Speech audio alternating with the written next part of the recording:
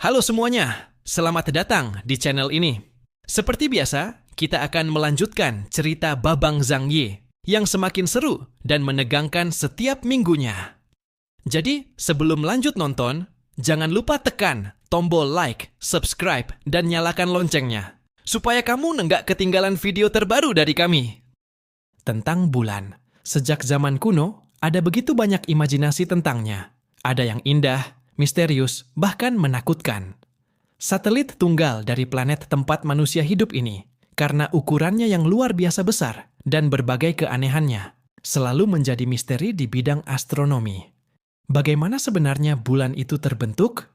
Tidak ada seorang pun yang mampu menjawabnya dengan pasti. Hingga kini, ada dua teori paling terkenal, yakni teori penangkapan dan teori pemisahan. Yang pertama berpendapat bahwa bulan berasal dari tempat lain. Saat melewati dekat planet ini, ia tertarik oleh gravitasi dan akhirnya menjadi satelitnya. Sedangkan teori kedua menyatakan bahwa bulan terbentuk pada masa awal penciptaan planet, sebagai bagian yang terpisah darinya, bisa dibilang saudara kembar sang planet. Namun, kedua teori itu sama-sama memiliki masalah yang sulit dijelaskan. Jika menurut teori penangkapan, sangat sulit membayangkan bagaimana planet sebesar itu bisa menangkap benda langit seukuran bulan hanya dengan gaya gravitasi. Sementara, jika menggunakan teori pemisahan, hal itu juga tidak masuk akal. Karena di awal terbentuknya planet, menurut hukum gravitasi universal, dua benda langit yang saling berdekatan semestinya justru menyatu menjadi satu kesatuan, bukan terpisah. Itu semua adalah teori-teori ilmiah. Namun, dalam ranah ilmu gaib, ada teori lain yang jauh lebih unik. Teori buatan. Ilmu gaib beranggapan bahwa bulan sebenarnya buatan. Mungkin, melalui kekuatan cerdas dari suatu peradaban, mereka berhasil menangkap asteroid atau meteorit yang melintasi dekat planet ini, lalu mengubahnya menjadi satelit alami yang menggantung di langit. Teori seperti itu dianggap aneh dan sulit dipahami. Sebab, bila dilihat dari jalur perkembangan peradaban manusia, hampir mustahil dibayangkan pada tingkat kemajuan seperti apa sebuah peradaban dapat menciptakan satelit sebesar itu. Di dalam ruang tamu, Montesquieu dan Mivide duduk berhadapan. Di dalam perapian tua, kayu ek terbakar dan meletup-letup memercikkan api hangat. Di atas meja teh di depan mereka tergeletak setumpuk dokumen, menampilkan citra permukaan bulan yang sangat jelas, lengkap dengan catatan-catatan berbahasa Inggris. Mereka berdua tahu, bulan itu memang buatan. Tidak, lebih tepatnya, bukan manusia seperti yang kita pahami. Setidaknya bukan manusia generasi ke-6. Istilah manusia di sini hanyalah cara penyebutan dengan gaya bahasa manusia. Secara lebih ketat, harusnya disebut sebagai makhluk berinteligensi tinggi. Satu-satunya pengamat di alam materi yang diciptakan oleh Sang Pencipta. Singkatnya, bulan memang dibangun oleh suatu peradaban super di masa lampau. Montesquieu menyesuaikan posisi kacamatanya yang bergaya klasik, lalu menatap dokumen di tangannya. "Kita masih belum tahu apa sebenarnya yang ada di atas bulan," ujarnya pelan. "Apakah ia menyegel salah satu dewa iblis kuno? Atau mungkin alat pelarian dari peradaban super purba yang meninggalkan permukaan planet ini?"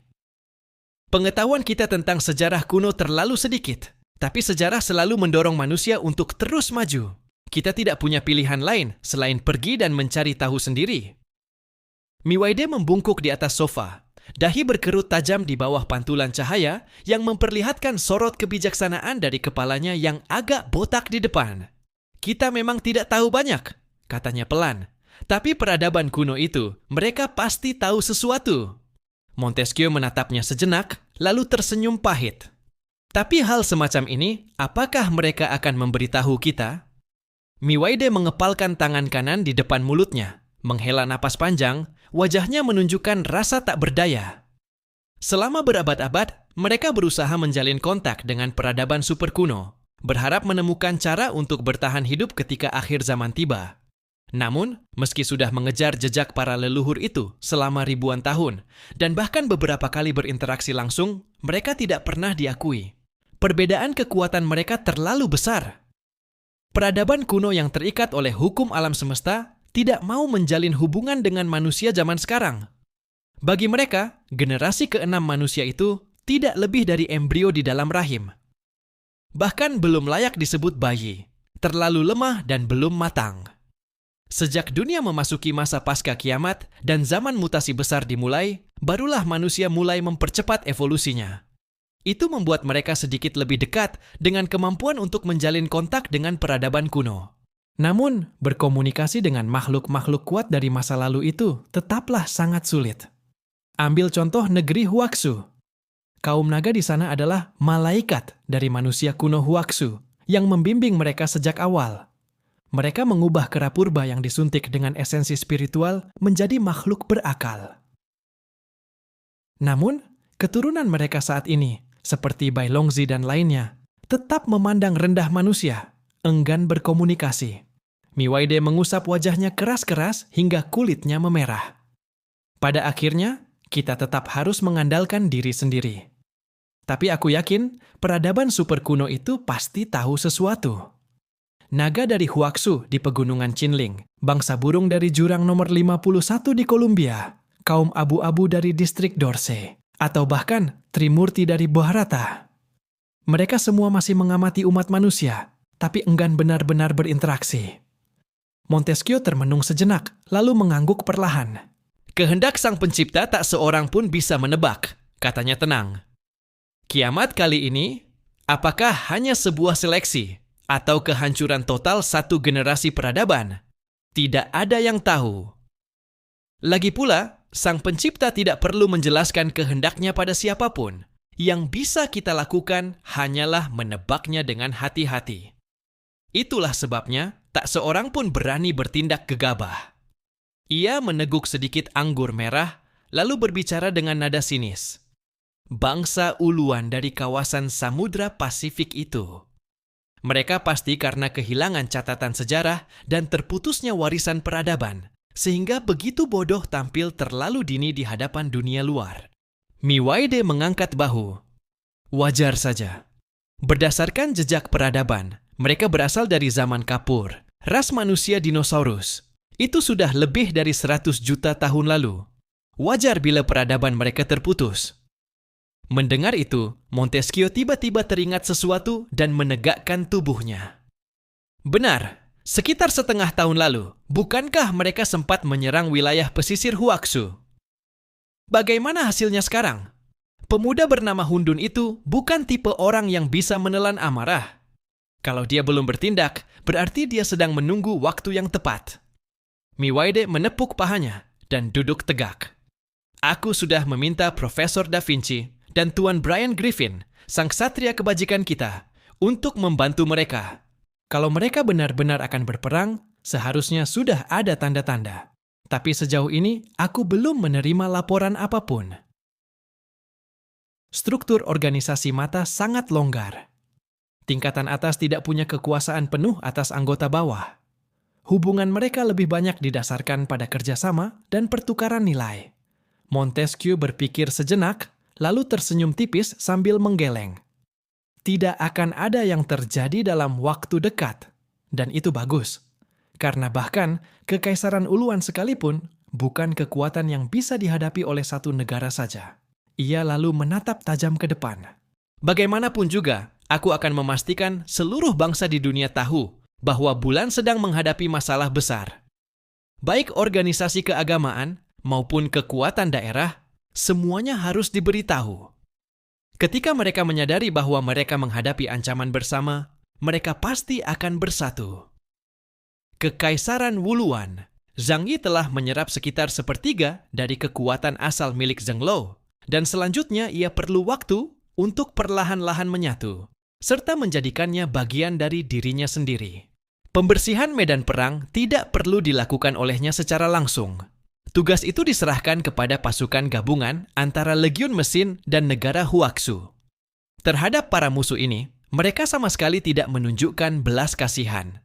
Lagi pula, ketika Kekaisaran Wuluan dahulu menyerang hingga ke gerbang rumah mereka, semua orang pernah merasakan keputusasaan yang begitu dalam. Kawasan kota yang dulunya makmur kini porak-poranda. Satu demi satu bangunan dihancurkan oleh makhluk mekanik, lalu menggunakan alat pendeteksi kehidupan untuk menggali para manusia kadal yang bersembunyi jauh di bawah tanah. Di sebuah gudang bawah tanah, seekor manusia kadal betina memeluk erat anak kecilnya. Wajahnya penuh ketakutan dan tubuhnya gemetar hebat. Dengan suara bergetar, ia berkata kepada Xingtian yang berdiri di depannya, "Tolong, lepaskan kami. Anakku masih kecil." Xingtian menatap perempuan itu yang tampak lemah, lalu melirik anak kadal kecil yang meringkuk ketakutan. Ia menghela napas pelan. "Kakak, apa yang kau lakukan?" "Aku, Xingtian, tidak pernah membunuh wanita dan anak-anak." Mata si manusia kadal betina langsung memancarkan harapan. "Benarkah? Kau tidak akan membunuh kami." Xingtian tersenyum, namun senyum itu perlahan berubah bentuk di sudut bibirnya. "Memang benar aku tidak membunuh wanita dan anak-anak," katanya. Tapi, senyumnya makin lebar hingga hampir menyentuh telinganya. Ia menunjuk ke arah manusia kadal betina dan anaknya itu. "Kau jelas bukan anak-anak lagi. Dan anakmu itu, dia jelas bukan wanita." Dalam sorot mata keduanya yang dipenuhi ketakutan, Xingtian menembakkan pelurunya. Satu tembakan menembus tubuh keduanya. Ketika Zhang Yi tiba di lokasi itu dan melihat kekacauan yang berserakan di sekelilingnya, ia mengernyit. Baru 1 hari berlalu, namun seluruh kekaisaran Wuluan telah berubah menjadi puing-puing yang penuh luka. "Mengapa kalian begitu brutal? Kita ini pasukan guru peradaban, pasukan keadilan. Walaupun kita memusnahkan seluruh ras mereka, aku tetap merasa kita adalah pasukan penuh kasih sayang. Pasukan yang membawa kedamaian dan cahaya bagi kaum kadal." Zhang Yi berdiri di tengah medan perang, sementara Xingtian dan para anggota pasukan Fuying yang tidak jauh dari sana segera berlari menghampirinya.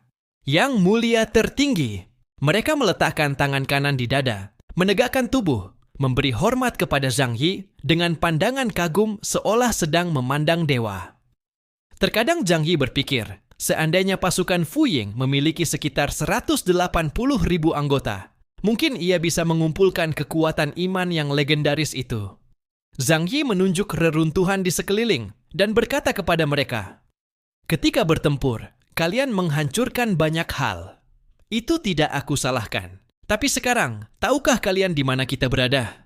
Inilah wilayah kita. Jika kalian membuatnya berantakan begini, bukankah nantinya kita juga yang harus membangunnya kembali?" Xingtian, teman lama Zhang Yi sejak masa sekolah, tertegun sejenak mendengarnya. Lalu ia menepuk pahanya keras-keras. "Wah, yang mulia! Kau ini memang luar biasa. Pemikiranmu benar-benar hebat. Kita bisa memindahkan markas besar kita ke sini. Tempatnya luas dan jauh lebih aman daripada di luar. Ini benar-benar bagus." Orang-orang lain pun segera memahami maksud Zhang Yi.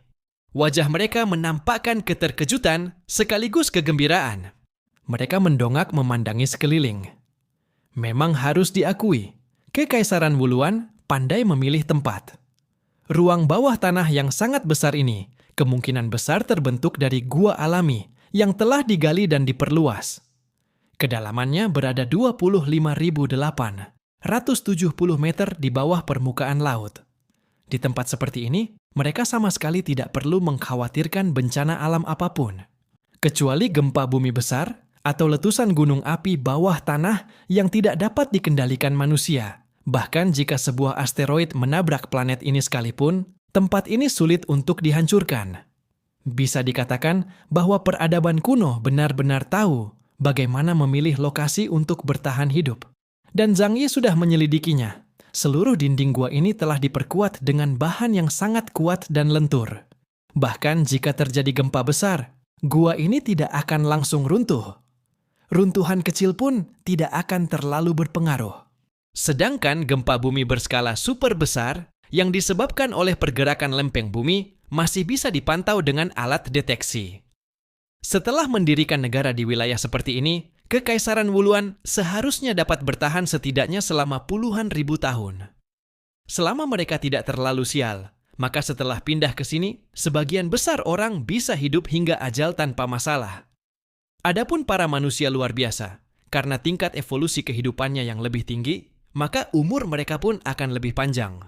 Namun kini, Di masa besar perubahan mutasi yang baru saja dimulai, tidak seorang pun tahu pasti berapa lama umur mereka sebenarnya. Zouker pernah meneliti bahwa kemampuan peningkatan fisik serta tipe penyembuh seperti dirinya akan membuat telomer sel menjadi lebih panjang dan proses oksidasi tubuh melambat. Namun Zhang Yi tidak ingin berpikir sejauh itu dulu. Ia hanya segera mengeluarkan perintah agar pasukan pembersih mengurangi kerusakan terhadap bangunan sebanyak mungkin ketika memberantas sisa-sisa manusia kadal. Setelah menerima perintah, para manusia luar biasa di seluruh wilayah segera menaatinya tanpa ragu. Setelah perang besar ini, kedudukan Zhang Yi di negara Huaxu mencapai tingkat yang tak terbayangkan. Banyak orang bahkan secara bawah sadar menganggap posisi Zhang Yi telah melampaui para panglima tertinggi di tiap distrik. Sebab prestasi sebesar ini, bila dilihat dari seluruh sejarah negara Huaxu, benar-benar pantas disebut monumental. Terlebih lagi, kemenangan dalam perang nasib ini membuat seluruh rakyat Huaxu dapat memperpanjang masa hidup mereka. 7 hari berlalu dengan cepat. Dalam pertempuran ini, negara Huaxu memperoleh hasil luar biasa besar. Bahkan prajurit paling biasa sekalipun mendapatkan banyak kekuatan asal para manusia luar biasa. Dari 50.000 pasukan, hanya sedikit lebih dari 1.000 yang gugur dan kurang dari 10.000 yang terluka. Dengan kemampuan medis yang ada sekarang, selama tidak mati, luka seberat apapun bisa disembuhkan. Jadi, secara keseluruhan, ini adalah kemenangan mutlak. Setelah perang ini, jumlah manusia luar biasa tingkat tertinggi kelas Delta di negara Huaxu akan bertambah sedikitnya beberapa ribu orang. Dan di antara mereka, pasti ada yang berpeluang naik ke tingkat Epsilon. Pada hari ke-7, seluruh wilayah Kekaisaran Wuluan telah sepenuhnya dibersihkan. 27 juta penduduknya, semuanya disapu bersih. Jenazah dan abu mereka ditebarkan di wilayah pertanian sebagai pupuk. Tidak ada yang disia-siakan sedikit pun. Kawasan kota yang rusak, meski dipenuhi reruntuhan, masih memiliki struktur utama yang utuh. Dengan kerja para insinyur makhluk mesin selama beberapa bulan, semuanya bisa diperbaiki secara besar-besaran. Zhang Yi dan pasukannya akhirnya bersiap untuk kembali ke tanah air. Di negara Huaxu, semua orang menantikan kepulangan mereka dengan penuh semangat. Pada hari ke-7, pasukan besar berkumpul di alun-alun parade pusat kota. Ketika Zhang Yi tiba di sana, ia tak dapat menahan senyum melihat pemandangan di depannya. Setiap manusia luar biasa berdiri di samping satu kantong besar yang hampir 2 kali lipat tinggi tubuh mereka. Beberapa bahkan memiliki 2 atau 3 kantong sekaligus. Di dalamnya berisi semua barang berharga hasil rampasan perang mereka. Zhang Yi tidak menegur mereka. Begitulah sifat perang. Para prajurit mempertaruhkan nyawa, maka mereka pantas menerima ganjaran. Para petinggi dari setiap distrik berdiri di depan alun-alun, di atas panggung parade. Dan di posisi paling tengah, kursi kehormatan itu tentu disediakan untuk Zhang Yi, Yang Mulia Hundun. Seruan demi seruan, Yang Mulia Hundun menggema, penuh dengan ketulusan dan rasa hormat yang mendalam. Itu adalah penghormatan sejati bagi Zhang Yi. Di antara orang-orang itu, banyak yang dulunya pernah berselisih dengannya, seperti Li Changgong atau beberapa epsilon dari wilayah besar lainnya. Dahulu mereka mungkin menduduki jabatan tinggi, memandang rendah Zhang Yi yang pernah hanya seorang pengelola gudang. Namun, sikap mereka terhadap Zhang Yi telah berubah. Dari semula meremehkan, kemudian menjadi takut dan iri, hingga kini menjadi kagum dan penuh rasa hormat. Ketika seseorang telah mencapai ketinggian tertentu, ia akan mendapati bahwa di sekelilingnya semua tampak seperti orang baik. Mata mereka selalu lembut, tanpa sedikit pun permusuhan. Bahkan Li Changgong, yang dulu pernah beberapa kali berselisih dan membuat Zhang Yi kehilangan muka di depan umum, kini sudah tak punya sedikit pun niat untuk menyainginya. Kekuatan Zhang Yi yang mampu melenyapkan keberadaan sekelas ksatria sudah jauh melampaui mereka semua. Para puncak kekuatan dari 6 wilayah besar itu kini menundukkan kepala penuh hormat padanya.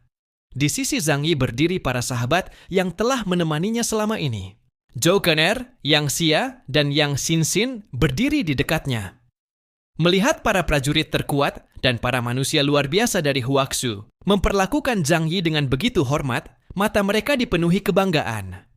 Xu Pangzi dan Paman Yu berdiri di barisan belakang.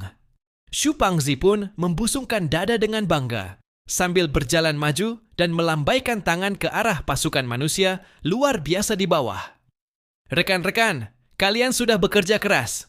Santai saja, jangan tegang. Liang Yang berdiri di samping Xu Pangzi, menggenggam tangannya dengan lembut. Menyaksikan pemandangan itu membuat hatinya dipenuhi emosi.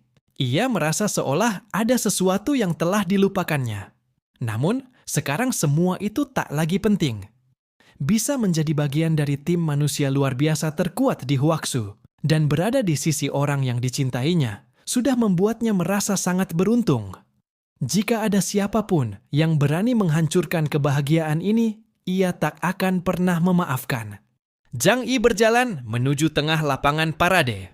Menatap pasukan tangguh di hadapannya, hatinya dipenuhi rasa bangga dan kagum. Paling lama dalam 3 hingga 5 tahun lagi, pasukan ini akan menjadi kekuatan yang amat mengerikan. Saat itu tiba, bahkan legiun mesinnya mungkin tidak akan sebanding dengan mereka. Karena manusia memiliki potensi pertumbuhan tanpa batas. Itulah hukum yang diciptakan oleh Sang Pencipta.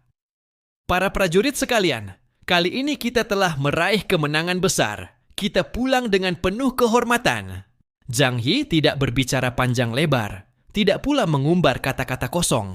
Ia hanya menyampaikan satu hal, semua boleh pulang. Kemenangan besar ini berarti kepulangan sebagai pahlawan. Sorak-sorai bergemuruh seperti lautan badai. Wajah setiap orang memerah karena semangat yang membara. Mereka adalah para pahlawan. Pahlawan besar yang namanya akan tercatat dalam sejarah Huaxu. Kelak dalam catatan sejarah, nama pasukan mereka pasti akan diabadikan. Meski nama pribadi mereka mungkin tak tercatat, namun kehormatan ini sudah cukup menjadi kebanggaan seumur hidup. Bahkan para makhluk mesin pun ikut mengangkat tangan mereka, membuat lapangan parade dipenuhi suasana gembira dan membara. Zhang Yi memandang Xiang Daowen, Xiao Li, dan yang lainnya dengan senyum ringan. Tak perlu berlebihan di sini. Kalau mau merayakan, nanti saja setelah kita kembali. Ayo, berangkat! Zhang Yi meninggalkan satu divisi mekanis di tempat itu. Sebagian ditugaskan memperbaiki bangunan yang rusak, sementara sisanya membersihkan sisa-sisa manusia kadal agar tidak ada yang lolos. Semua orang menatap kerajaan bawah tanah yang luas itu, hati mereka dipenuhi pikiran. Namun mereka tahu, urusan ini harus dibahas bersama para pemimpin wilayah setelah kembali. Jadi, tak ada yang banyak bicara. Baiklah, saatnya kita pulang. Kau tidak tahu, di tanah air para jenderal tua itu pasti sudah cemas setengah mati. Hahaha. Rombongan itu penuh semangat menaiki tubuh makhluk mesin raksasa. Zhang Yi membuka gerbang dimensi, membawa mereka naik dari kedalaman lebih dari 20.000 meter di bawah tanah, melesat menuju Huaxu. Ketika mereka datang dulu, mereka bergerak diam-diam. Dan kini saat pulang pun, mereka tetap diam-diam. Tak ada gunanya memamerkan diri dalam keadaan seperti ini. Lebih baik tenang, menunggu waktu yang tepat untuk menunjukkan kekuatan. Kalaupun seluruh dunia harus tahu, itu akan terjadi setelah Zhang Yi mempersiapkan segalanya dengan matang. Maka pasukan besar itu dengan tenang menembus beberapa gerbang ruang di atas Samudra Pasifik, dan tak lama kemudian mereka pun kembali ke Huaxu. Tempat mereka berkumpul adalah kota badai salju di wilayah Jiangnan. Kabar kepulangan Zhang Yi dan pasukannya telah lebih dulu disampaikan kepada para petinggi wilayah. Ekspedisi ke Kekaisaran Wuluan ini sejauh ini hanya diketahui oleh segelintir orang di Huaxu. Bahkan pengumpulan 50.000 pasukan pun dilakukan dengan sangat rahasia. Masing-masing wilayah hanya tahu ada operasi khusus, tapi tak seorang pun tahu apa yang sebenarnya terjadi. Namun hari ini, kota badai salju dipenuhi kegembiraan. Zhang Yi dan pasukannya telah kembali. 50.000 prajurit berdiri gagah di bawah tembok kota yang menjulang tinggi. Tembok beton bertulang setinggi puluhan meter itu dihiasi deretan spanduk merah panjang yang menjuntai dari atas, bertuliskan berbagai kalimat ucapan selamat.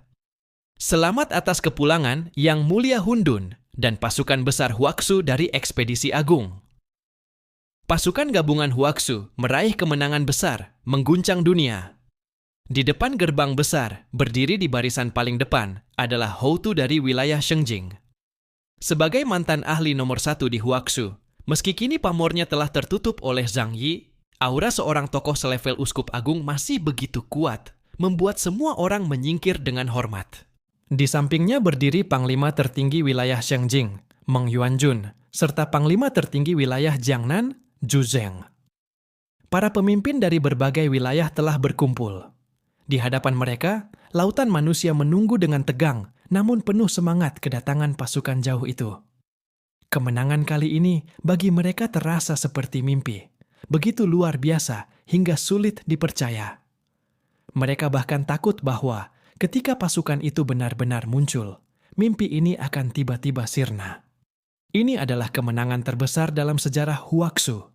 Bisa menyaksikannya dengan mata kepala sendiri, berarti kita telah menjadi bagian dari sejarah.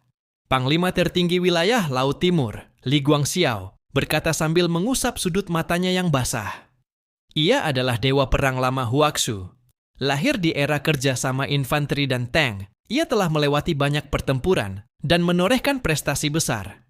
Namun kini zaman telah berubah. Para manusia luar biasa menjadi penguasa medan perang. Meski begitu, ia tidak iri.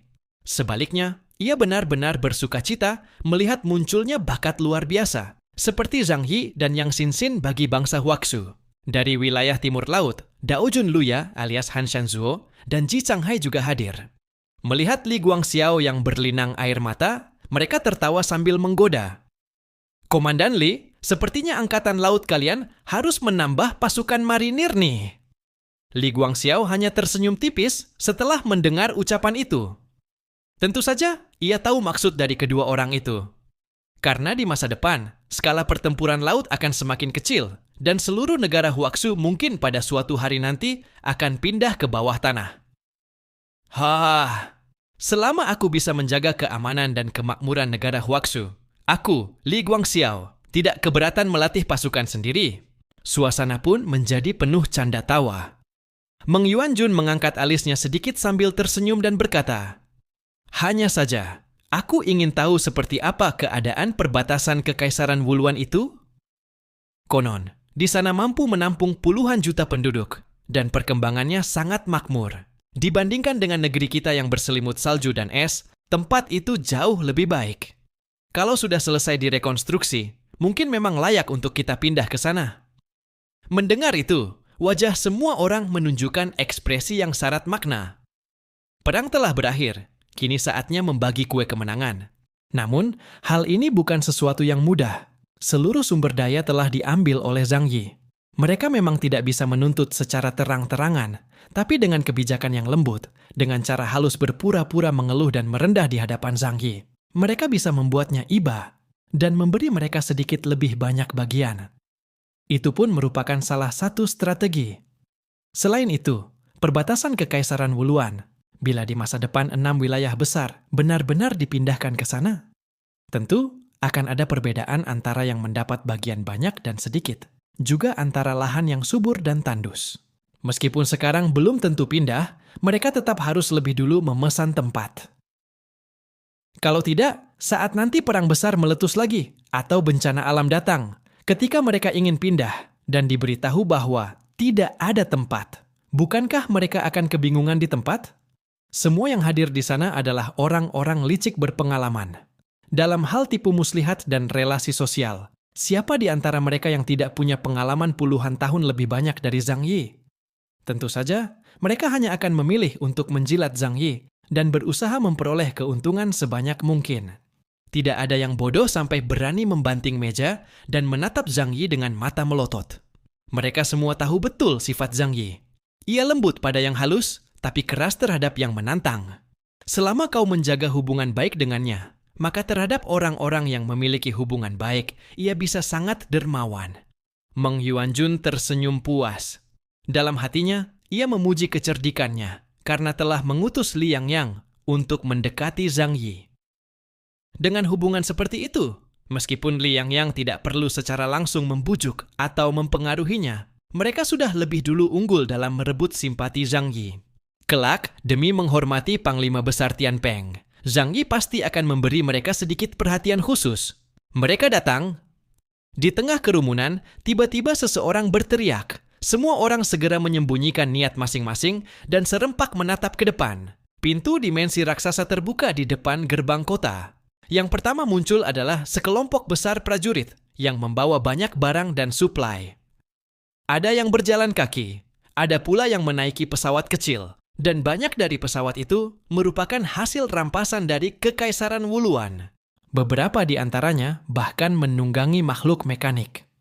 Setelah hidup berdampingan begitu lama, ada juga orang-orang yang mulai menyukai sosok raksasa logam yang kokoh dan dapat diandalkan itu. Wajah para prajurit tampak riang. Ketika melihat para petinggi dari masing-masing wilayah, mereka segera berbaris rapi di sisi jalan. Setelah semua pasukan berjajar di kiri dan kanan, barulah Zhang Yi dan para Epsilon dari 6 wilayah besar muncul dengan langkah mantap. Begitu mereka muncul, 100 meriam penghormatan yang telah disiapkan sejak awal langsung ditembakkan. Boom! Boom! Suara ledakan menggema di langit, diiringi rentetan panjang petasan tradisional Huaxu yang digantung di sepanjang tembok kota, meledak nyaring dan berkilauan. Wah! Lukeran menutup telinganya, tapi wajahnya penuh sukacita ketika melihat petasan di tembok kota. Meskipun itu teknologi kuno, namun pemandangan yang begitu familiar ini membuat banyak orang tersenyum dengan rasa rindu dan bahagia. Tak lama kemudian, suara tabuh dan gong yang meriah menggema. Dari dalam kota badai salju, muncul sekelompok pemain barongsai dan naga merah panjang, menari diiringi letupan kembang api dan suara petasan. Semua orang yang menyaksikan adegan itu mendadak terpaku. Petasan, tari naga. Semua itu dulunya adalah pemandangan yang sangat akrab bagi mereka, namun kini terasa seperti sesuatu dari dunia lain. Benar, tanpa mereka sadari, dunia kiamat sudah berlangsung selama 4 tahun. Dalam 4 tahun itu, banyak jiwa yang mati dan kehidupan damai mereka telah hilang. Kini, meski sebagian besar orang bisa makan kenyang dan berpakaian hangat, perayaan meriah seperti ini hampir tidak pernah terlihat lagi. Sebab semua waktu mereka habis untuk bekerja dan bertempur. Untuk mengadakan perayaan besar seperti ini memerlukan banyak waktu dan tenaga. Para penari barongsai itu pasti bukan orang yang profesional dan berlatih pun memerlukan waktu berbulan-bulan. Dong-dong ciang. Suara gong dan beduk menggema. Petasan menyala bersahut-sahutan. Suasana riuh seperti tahun baru. Banyak orang tak kuasa menahan air mata saat melihat pemandangan itu. Para prajurit pemberani yang bahkan di medan perang tak pernah menangis, kini justru menyeka air mata mereka. Zhang Yi menarik napas dalam-dalam, matanya sedikit memerah. Dalam benaknya, seolah ia kembali melihat pemandangan gemerlap kota Tianhai 4 tahun silam. Mereka benar-benar telah mempersiapkan ini dengan sepenuh hati. Pertunjukan naga dan singa berlangsung meriah, lalu mereka menyingkir membuka jalan, menyambut Zhang Yi dan rombongannya dengan penuh hormat. Tidak ada bunga, tetapi kembang warna-warni dan kertas emas beterbangan seperti hujan, menutupi tubuh para prajurit yang baru pulang dari medan perang. Zhang Yi berjalan mendekati gerbang kota dan mengangguk kepada Hou Tu serta yang lainnya. Ia tidak berjabat tangan, karena ia tidak berani menyentuh tangan Hou Tu. 4 tahun lalu saja, Hou Tu sudah bisa membunuh seseorang dengan memanfaatkan jaringan tubuhnya dari kejauhan. 4 tahun kemudian, siapa yang tahu seberapa jauh kemampuannya telah meningkat? Ia sendiri pernah menyaksikan dengan mata kepala bagaimana Zheng Lo, penjaga gerbang neraka, dengan tingkat kekuatan hingga 52.000 poin, hampir mati dieksekusi dari jarak ribuan mil oleh gilotin neraka milik Hou Tu. Orang-orang seperti Hou Tu, Yang Xinxin, dan Li Changgong adalah para pengguna kemampuan khusus yang bisa membunuh musuh dengan selisih kekuatan yang sangat besar. Yang mulia kekacauan, selamat datang kembali. Pertempuran kali ini benar-benar luar biasa. Nama Anda akan tercatat dalam sejarah. Negara Huaxu bangga memiliki Anda. Para petinggi dari tiap wilayah menyambut Zhang Yi dengan penuh hormat. Sikap mereka kini bukan lagi seperti berbicara kepada sesama pejuang kuat, melainkan kepada sosok yang benar-benar mereka kagumi. Dulu, sekuat apapun Zhang Yi, mereka hanya menganggapnya sebagai faktor kekuatan yang tidak stabil. Namun setelah perang kali ini, Zhang Yi telah menjadi pahlawan sejati bangsa Huaxu. Menaklukkan Kekaisaran Wuluan dengan kemenangan mutlak telah mengangkat kekuatan nasional Huaxu ke tingkat yang menakutkan. Kami sudah menyiapkan pesta kemenangan yang megah. Hari ini, siapapun tidak boleh pulang sebelum mabuk. Zhu Zeng mengumumkan itu melalui pengeras suara, membuat seluruh kerumunan bersorak. Pesta besar untuk 50.000 orang bukanlah hal mudah untuk disiapkan. Tetapi semua kerja keras itu sepadan. Ia kemudian berjalan mendekati Zhang Yi, menunjukkan sikap akrab layaknya sahabat lama. Saudara kekacauan, wilayah Jiangnan kami merasa sangat terhormat memiliki orang secerdas dan sehebat Anda. Dengan kata-kata itu, secara halus ia menegaskan kepada semua orang betapa eratnya hubungan antara Zhang Yi dan wilayah Jiangnan. Sedikit mengingatkan kembali, untuk panggilan Lau adalah paman. Zhu Zhang kadang dipanggil Zhu Shuai. Para petinggi dari berbagai wilayah berusaha mendekati Zhang Yi, masing-masing ingin mencari muka dan mempererat hubungan dengannya. Namun, tatapan Zhu Zeng selain sesekali melirik Zhang Yi dengan penuh rasa kagum, juga tampak berkeliling mencari seseorang di antara pasukan yang baru kembali. Ia sudah tahu bahwa Zhu Yu juga termasuk dalam pasukan besar kali ini. Hatinya gelisah dan gugup, bercampur dengan sedikit kemarahan. Benar saja, mengikuti arah pandangannya, Zhu Yu perlahan berjalan mendekat. Ayah! Zhu Yu menyapa dengan tenang, menundukkan kepala sedikit sebagai tanda hormat. Zhu Zeng lah yang memberinya kehidupan dan mengerahkan seluruh sumber daya dari wilayah Jiangnan untuk membesarkannya. Meskipun Zhu Yu merasa tidak puas karena kebebasannya pernah dibatasi oleh Zhu Zeng, ia tetap menghormati dan menyayangi ayahnya itu sebagai figur keluarga. Mata Zhu Zeng yang agak keruh menatap Zhu Yu seolah ingin menegur, namun akhirnya hanya menghela napas panjang. Yang penting kau sudah pulang. Pulang saja sudah baik. Ia menepuk lembut bagian belakang kepala Zhu Yu. Kali ini kau juga ikut dalam pasukan dan berhasil meraih prestasi. Kau juga seorang pahlawan. Ayo, ikutlah bersama kami merayakan kemenangan ini. Orang-orang berkerumun mengiringi Zhang Yi dan rombongannya memasuki kota Blizzard. Meskipun kota itu tidak dihiasi secara meriah, tetapi tetap tampak banyak dekorasi baru yang unik dan menarik. Lampu-lampu warna-warni menyala terang dengan dominasi warna merah yang semarak, disertai musik riang yang menggema di seluruh penjuru kota. Tempat jamuan pesta kemenangan itu sangat luas, meski dibangun sementara, namun sama sekali tidak tampak sederhana.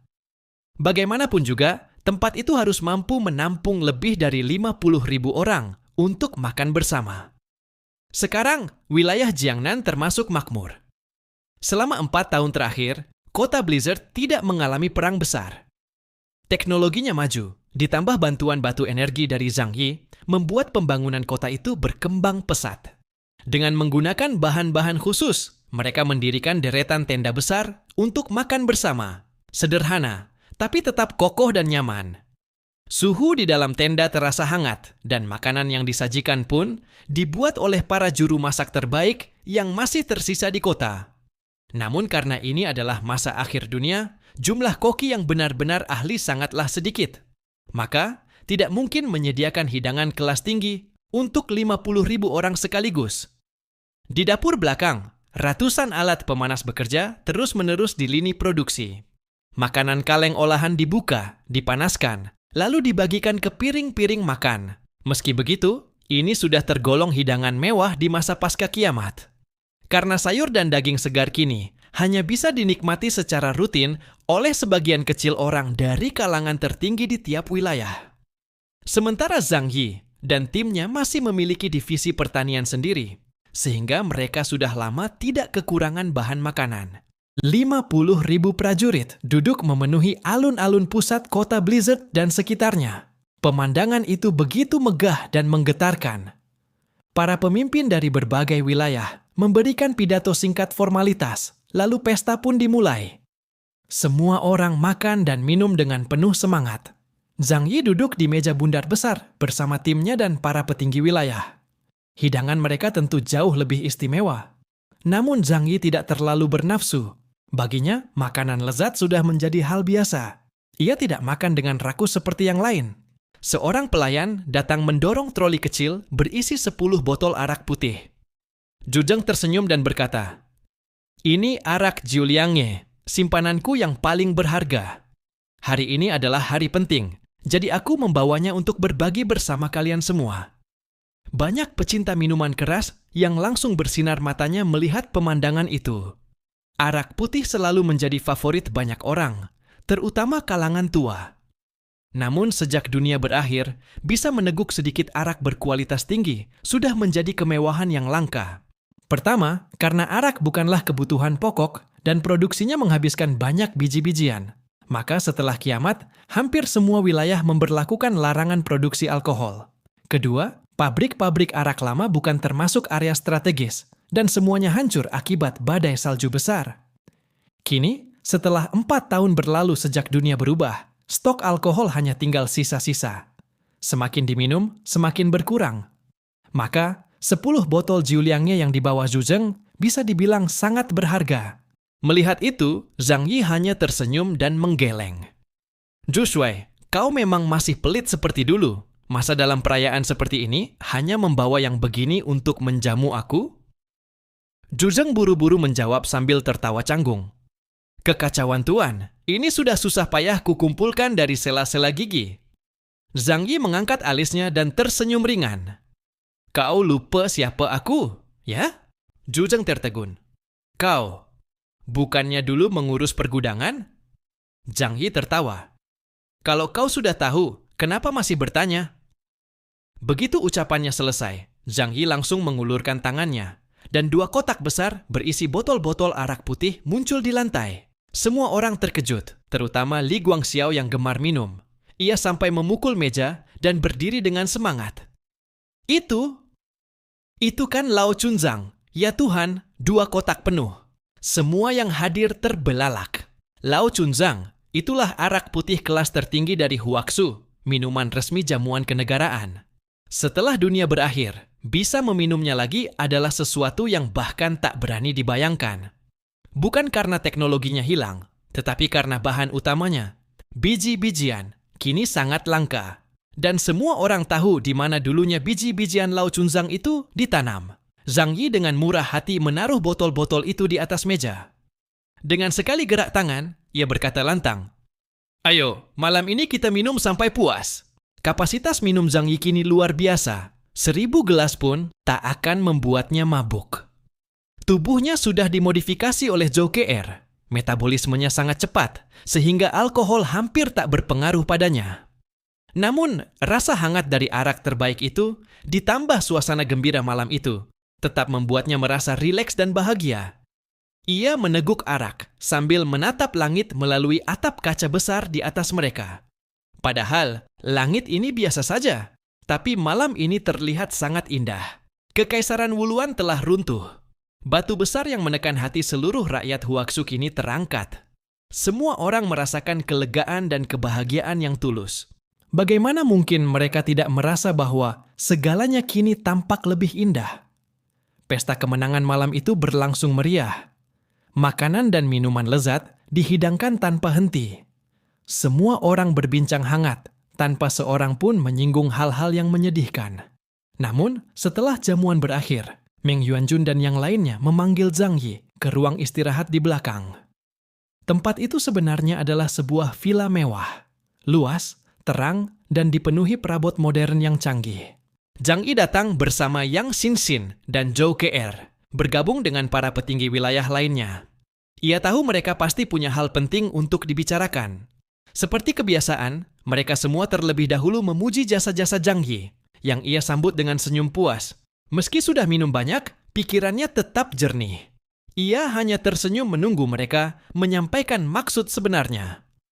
"Saudara-saudara sekalian, kalian tahu aku tidak suka bertele-tele.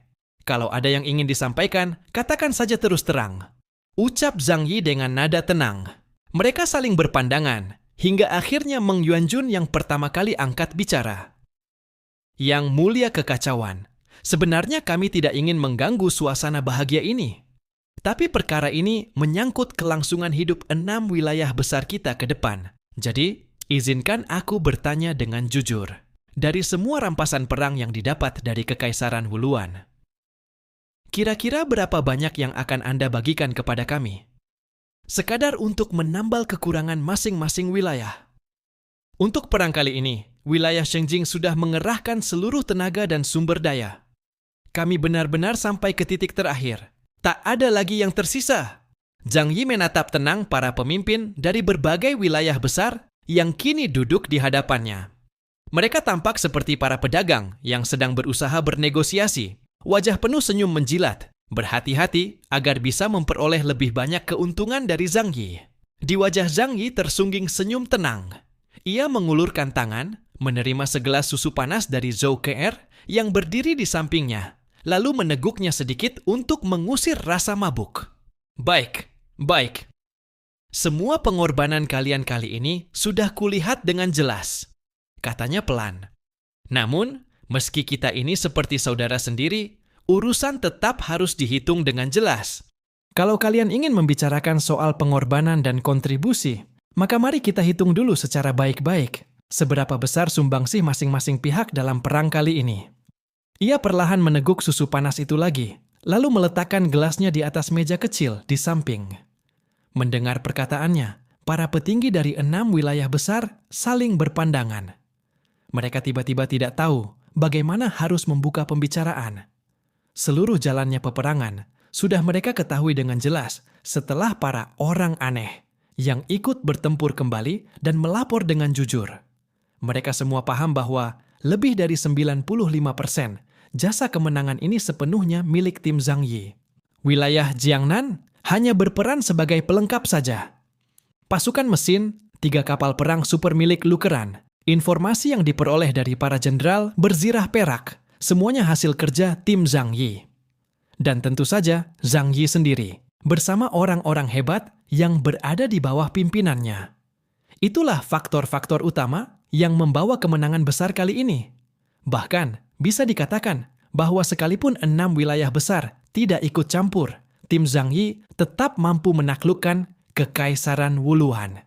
Hanya saja, jika itu terjadi, tingkat kerusakan pasukan mesin pasti meningkat drastis, dan tim Zhang Yi pun mungkin akan mengalami beberapa korban. Melihat mereka tidak bersikap keras kepala, Zhang Yi mengangguk pelan, tampak puas. Ia melanjutkan, "Segala kontribusi kalian sudah kucatat baik-baik, juga tersimpan di dalam basis data. Setelah kemenangan melawan Kekaisaran Wuluan ini, hasil rampasan perang terlalu banyak dan rumit. Untuk saat ini, memang belum bisa dipastikan bagaimana cara pembagiannya.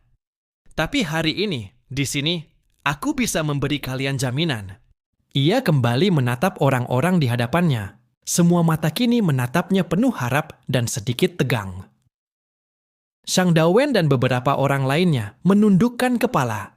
Mereka adalah pihak yang paling banyak diuntungkan setelah tim Zhang Yi. Bahkan jika tidak menghitung hal-hal lain, hanya sumber kekuatan tingkat Tan Qi hitam yang mereka dapatkan sudah sangat berharga. Zhang Yi memberi mereka kesempatan emas, menempatkan semuanya dengan rapi dan adil. Bahkan dalam perang sebesar ini, tak satu pun dari mereka kehilangan orang aneh yang gugur. Zhang Yi melanjutkan, "Aku bisa menjamin semua sumber daya yang telah kalian keluarkan akan mendapatkan setidaknya 20 kali lipat balasan." Begitu kalimat itu keluar, mata para pemimpin wilayah langsung bersinar penuh semangat. 20 kali lipat, itu konsep seperti apa? Untuk mendukung Zhang Yi dalam perang kali ini, mereka setidaknya telah mengorbankan lebih dari separuh cadangan wilayah mereka. 20 kali lipat balasan, berarti kekuatan keseluruhan tiap wilayah akan meningkat lebih dari 10 kali lipat. Namun para pemimpin yang cerdas juga memahami, jika Zhang Yi begitu dermawan memberi mereka 20 kali lipat, maka keuntungan yang didapat tim Zhang Yi pastilah jauh lebih besar. Angkanya pasti sangat mencengangkan, tak terbayangkan besarnya. Tapi mereka tidak bodoh. Mereka tahu bahwa kendali penuh ada di tangan Zhang Yi. Diberi balasan sebanyak itu saja sudah merupakan kemurahan luar biasa. Zhang Yi kemudian menambahkan, "Tentu saja, seperti yang kukatakan tadi, daftar sumber daya rampasan masih disusun. Belum bisa kupastikan kalian akan mendapat bagian apa saja. Entah itu teknologi Kekaisaran Wuluan, persenjataan, atau sumber energi. Yang jelas, semua akan bernilai sedikitnya 20 kali dari apa yang telah kalian keluarkan, bahkan bisa lebih. Jadi kalian tidak perlu terus-menerus datang padaku untuk menagih atau menghitung ulang. Aku ini cukup sibuk, tidak punya waktu untuk mencocokkan daftar satu persatu dengan kalian. Menaklukkan sebuah bangsa kuno sekuat Kekaisaran Wuluan berarti memperoleh ribuan jenis sumber daya strategis. Para politikus licik ini biasanya tidak mau rugi sedikit pun. Jika dibiarkan, mereka pasti akan meneliti daftar itu satu persatu hingga rinci. Namun Zhang Yi begitu kaya dan berkuasa, sampai-sampai hal-hal kecil seperti itu tidak ia hiraukan. Padahal, bagi 6 wilayah besar itu, bahkan sumber daya seperti puluhan ribu ton bahan bakar fosil pun sudah dianggap harta karun yang sangat berharga. Meng Yuankun tersenyum dan menatap Zhu Zheng serta yang lainnya.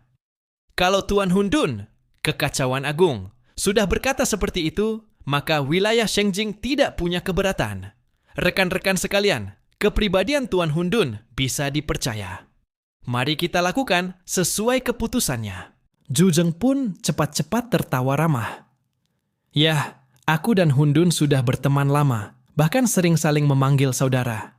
Dia selalu adil dalam bertindak. Aku tidak ada keberatan sama sekali. Yang lainnya juga mengangguk, menandakan bahwa mereka percaya Zhang Yi tidak akan menzalimi mereka dalam urusan ini. Namun setelah urusan pembagian sumber daya selesai, muncul persoalan baru. Pembagian wilayah Kekaisaran Wuluan. Kali ini, Meng Yuankun kembali menjadi orang pertama yang berbicara. Hundun, soal Kekaisaran Wuluan. Kudengar wilayah itu berada di kedalaman lebih dari 20.000 meter di bawah tanah. Ruang yang sangat luas, dengan infrastruktur luar biasa, bahkan melebihi kejayaan tertinggi negeri Huaxu. Sekarang, populasi Huaxu sudah kurang dari 1 miliar. Dunia luar penuh bahaya, ancaman bisa datang kapan saja. Jadi, kami sedang memikirkan, mungkinkah wilayah Kekaisaran Wuluan itu dibagi-bagi, agar suatu saat nanti kita bisa pindah ke sana? Houtu, yang sejak tadi diam, kini ikut bicara. Meskipun Kekaisaran Wuluan sudah dihancurkan, masih banyak peradaban kuat dan menakutkan yang ada di dunia ini. Seperti misalnya Dewa Iblis kuno yang dulu kau bantu segel. Jika makhluk itu sampai terbangun, seluruh dunia akan musnah. Karena itu, menurutku, mempersiapkan rencana evakuasi seluruh warga negara adalah hal yang sangat penting.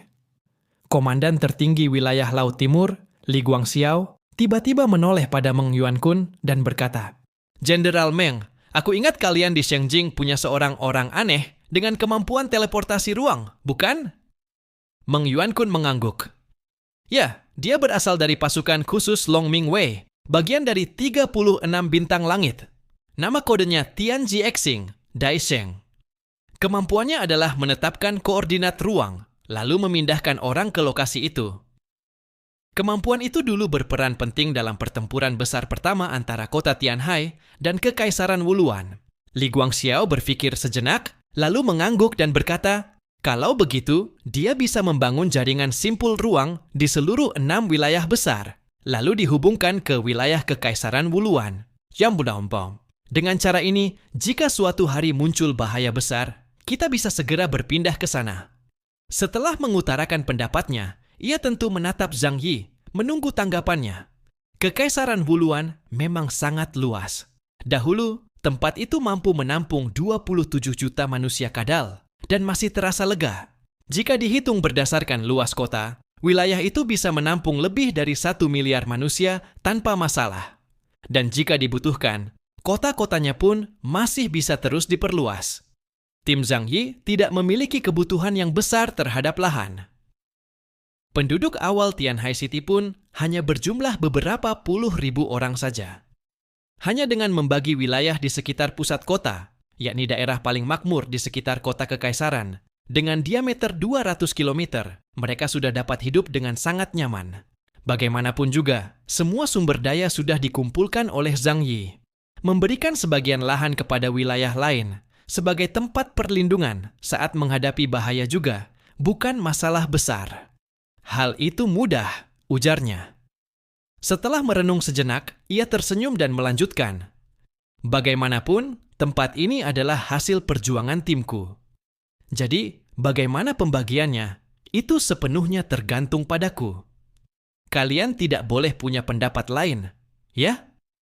Zhang Yi memang mengatakannya sambil tersenyum, tetapi semua orang tahu, di balik ucapannya tersirat makna lain.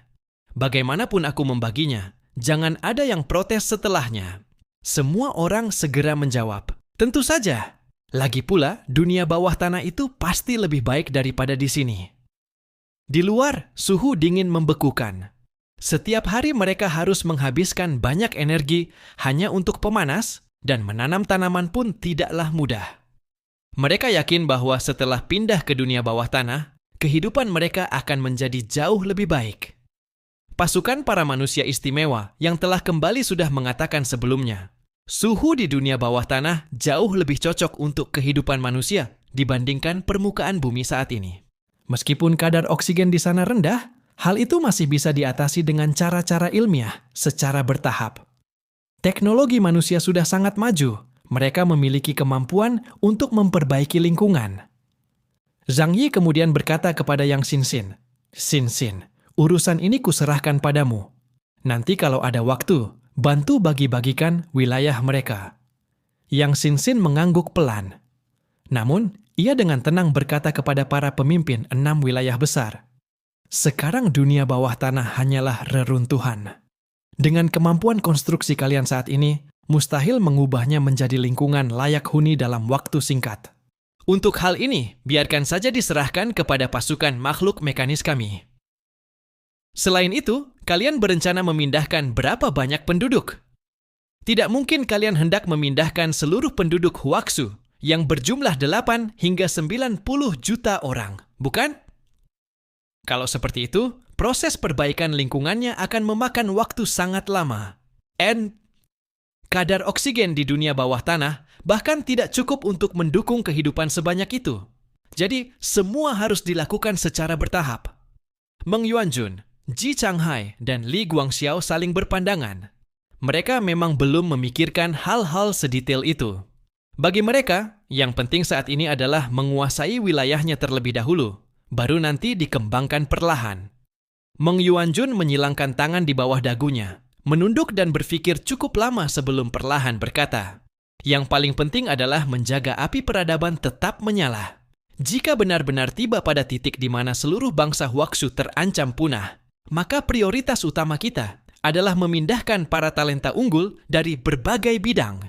Dan tentu saja juga para bangsawan berkuasa." Yang Xinxin mengangguk ringan, tak menambahkan apapun. Mereka hanya berbincang sebentar, karena semua orang tahu Zhang Yi sangat tidak suka dengan rapat yang terlalu panjang. Maka, mereka pun segera beranjak pergi dengan penuh pengertian. Ketika kekuatan tidak seimbang, hadiah dari seorang yang kuat kepada pihak yang lemah hanyalah soal kemurahan hati. Sebenarnya, imbalan yang diberikan Zhang Yi kepada mereka sudah jauh melampaui harapan. Karena itu, tak ada seorang pun yang keberatan. Setelah yang lain pergi, hanya Zhu Zeng yang belum segera meninggalkan ruangan.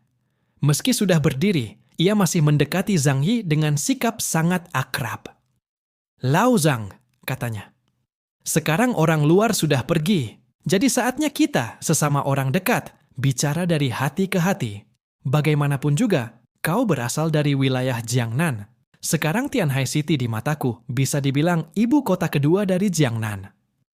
Jadi, untuk wilayah Jiangnan, menurutmu, bisakah ada sedikit perlakuan istimewa?" Zhang Yi menaikkan alisnya. "Perlakuan istimewa?" Tanyanya sambil mengelus dagunya, berpikir sejenak. "Kau ingin istimewa seperti apa?" "Beberapa tahun terakhir ini, karena berada di bawah perlindunganku, wilayah Jiangnan tidak pernah diganggu dan perkembangannya sangat pesat. Selain itu, di antara para manusia istimewa, hanya Blizzard City yang punya Zhu Yu yang cukup menonjol. Deng Shentong juga sudah pergi mencari sumber daya sendiri dan tidak banyak menuntut darimu, bukan? Sudah seperti itu saja, masih belum cukup puas." Wajah Zhang Yi menampilkan senyum penuh makna. Meski Zhu Zeng tampak sangat berusaha, Tapi jika tidak menghitung Tianhai City, kekuatan keseluruhan wilayah Jiangnan masih jauh dari kata memuaskan. Kemampuan Zhu Zeng sendiri pun tidak bisa dibilang luar biasa. Ia terlalu egois. Dalam hal kemampuan manajerial, paling tinggi hanya sedikit lebih baik daripada Li Changgong. Wajah Zhu Zeng sempat sedikit berubah, tetapi sebagai orang berpengalaman di dunia politik, ia dengan cepat menutupi rasa malunya. Itu karena ada kau, kan? Ujarnya setengah bercanda. Zhang Yi menepuk bahunya, seperti seorang atasan yang menasihati bawahannya. Baiklah, baiklah. Kali ini semua orang sudah berkontribusi. Aku akan mengingatnya. Kau habiskan dulu sumber daya yang sudah kau dapat. Itu saja sudah akan memakan waktu lama. Jangan terlalu rakus. Makanlah satu suap demi satu suap. Setelah mengatakan itu, Zhang Yi berbalik dan berbicara dengan Yang Xingxin. Zhu Zeng pun tak punya pilihan selain meninggalkan ruang istirahat itu.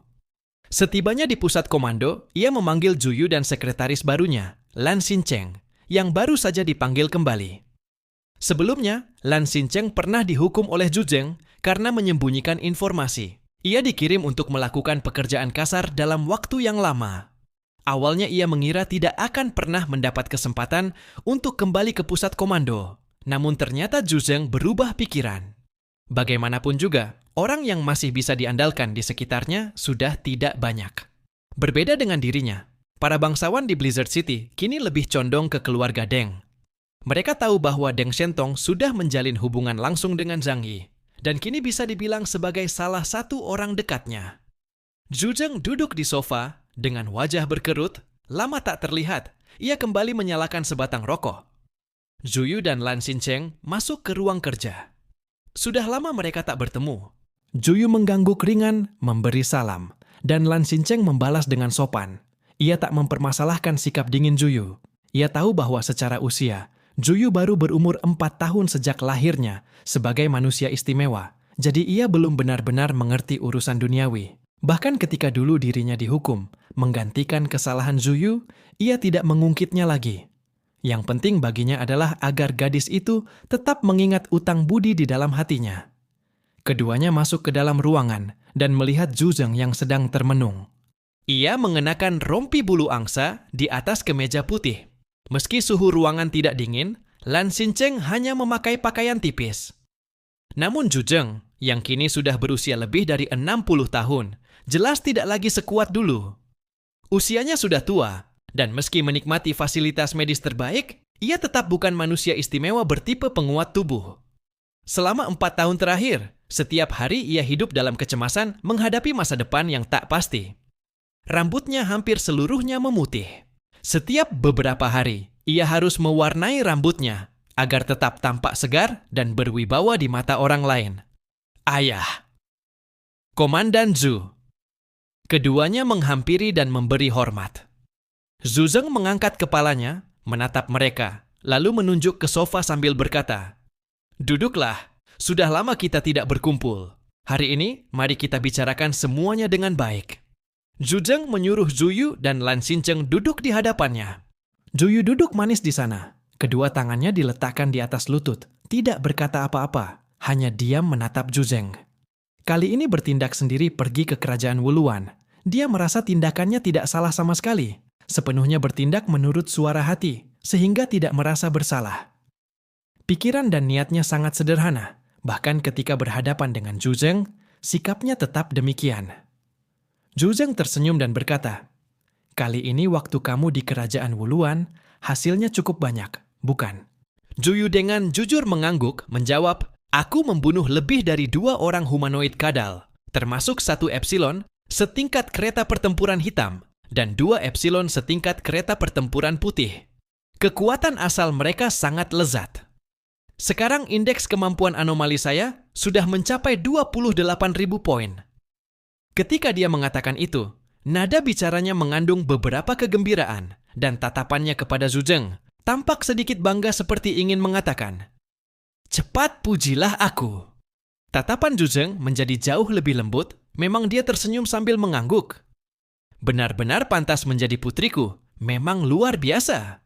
Kemampuan Zhu Yu sepenuhnya mewarisi dari Yuan Kongye, dan setelah mendapat pelatihan sistematis serta pendidikan khusus dari Li Ling Xue, tingkat pengembangan kemampuannya mencapai tingkat yang sungguh tak terduga, yaitu dia menyerap esensi makhluk anomali tanpa memerlukan proses apapun. Dia bisa menyerap tanpa membeda-bedakan kekuatan asal semua makhluk anomali dan binatang aneh, serta mewarisi kemampuan anomali mereka. Jika harus dikatakan ada kekurangannya, mungkin adalah karena kekuatan yang diperoleh dengan cepat sulit untuk dikuasai sepenuhnya. Oleh karena itu, setiap kemampuan yang dia peroleh bisa dipakai, tetapi tidak mampu dikuasai sedalam pemilik aslinya. Hal ini pernah tergambarkan ketika berhadapan dengan anak cuaca di kerajaan Wuluan. Hati Zhu sangat gembira, namun tidak lama kemudian dia teringat sesuatu dan menahan senyumnya. Nampaknya tindakan kalian memang benar. Beberapa tahun belakangan ini, aku selalu menaruhmu di sisiku karena khawatir kalau kau pergi, sesuatu akan terjadi padamu. Dia menghela napas. Kalian pasti mengerti. Begitulah perasaan seorang ayah tua terhadap perhatiannya pada putrinya. Takut kau menghadapi sedikit bahaya di luar sana.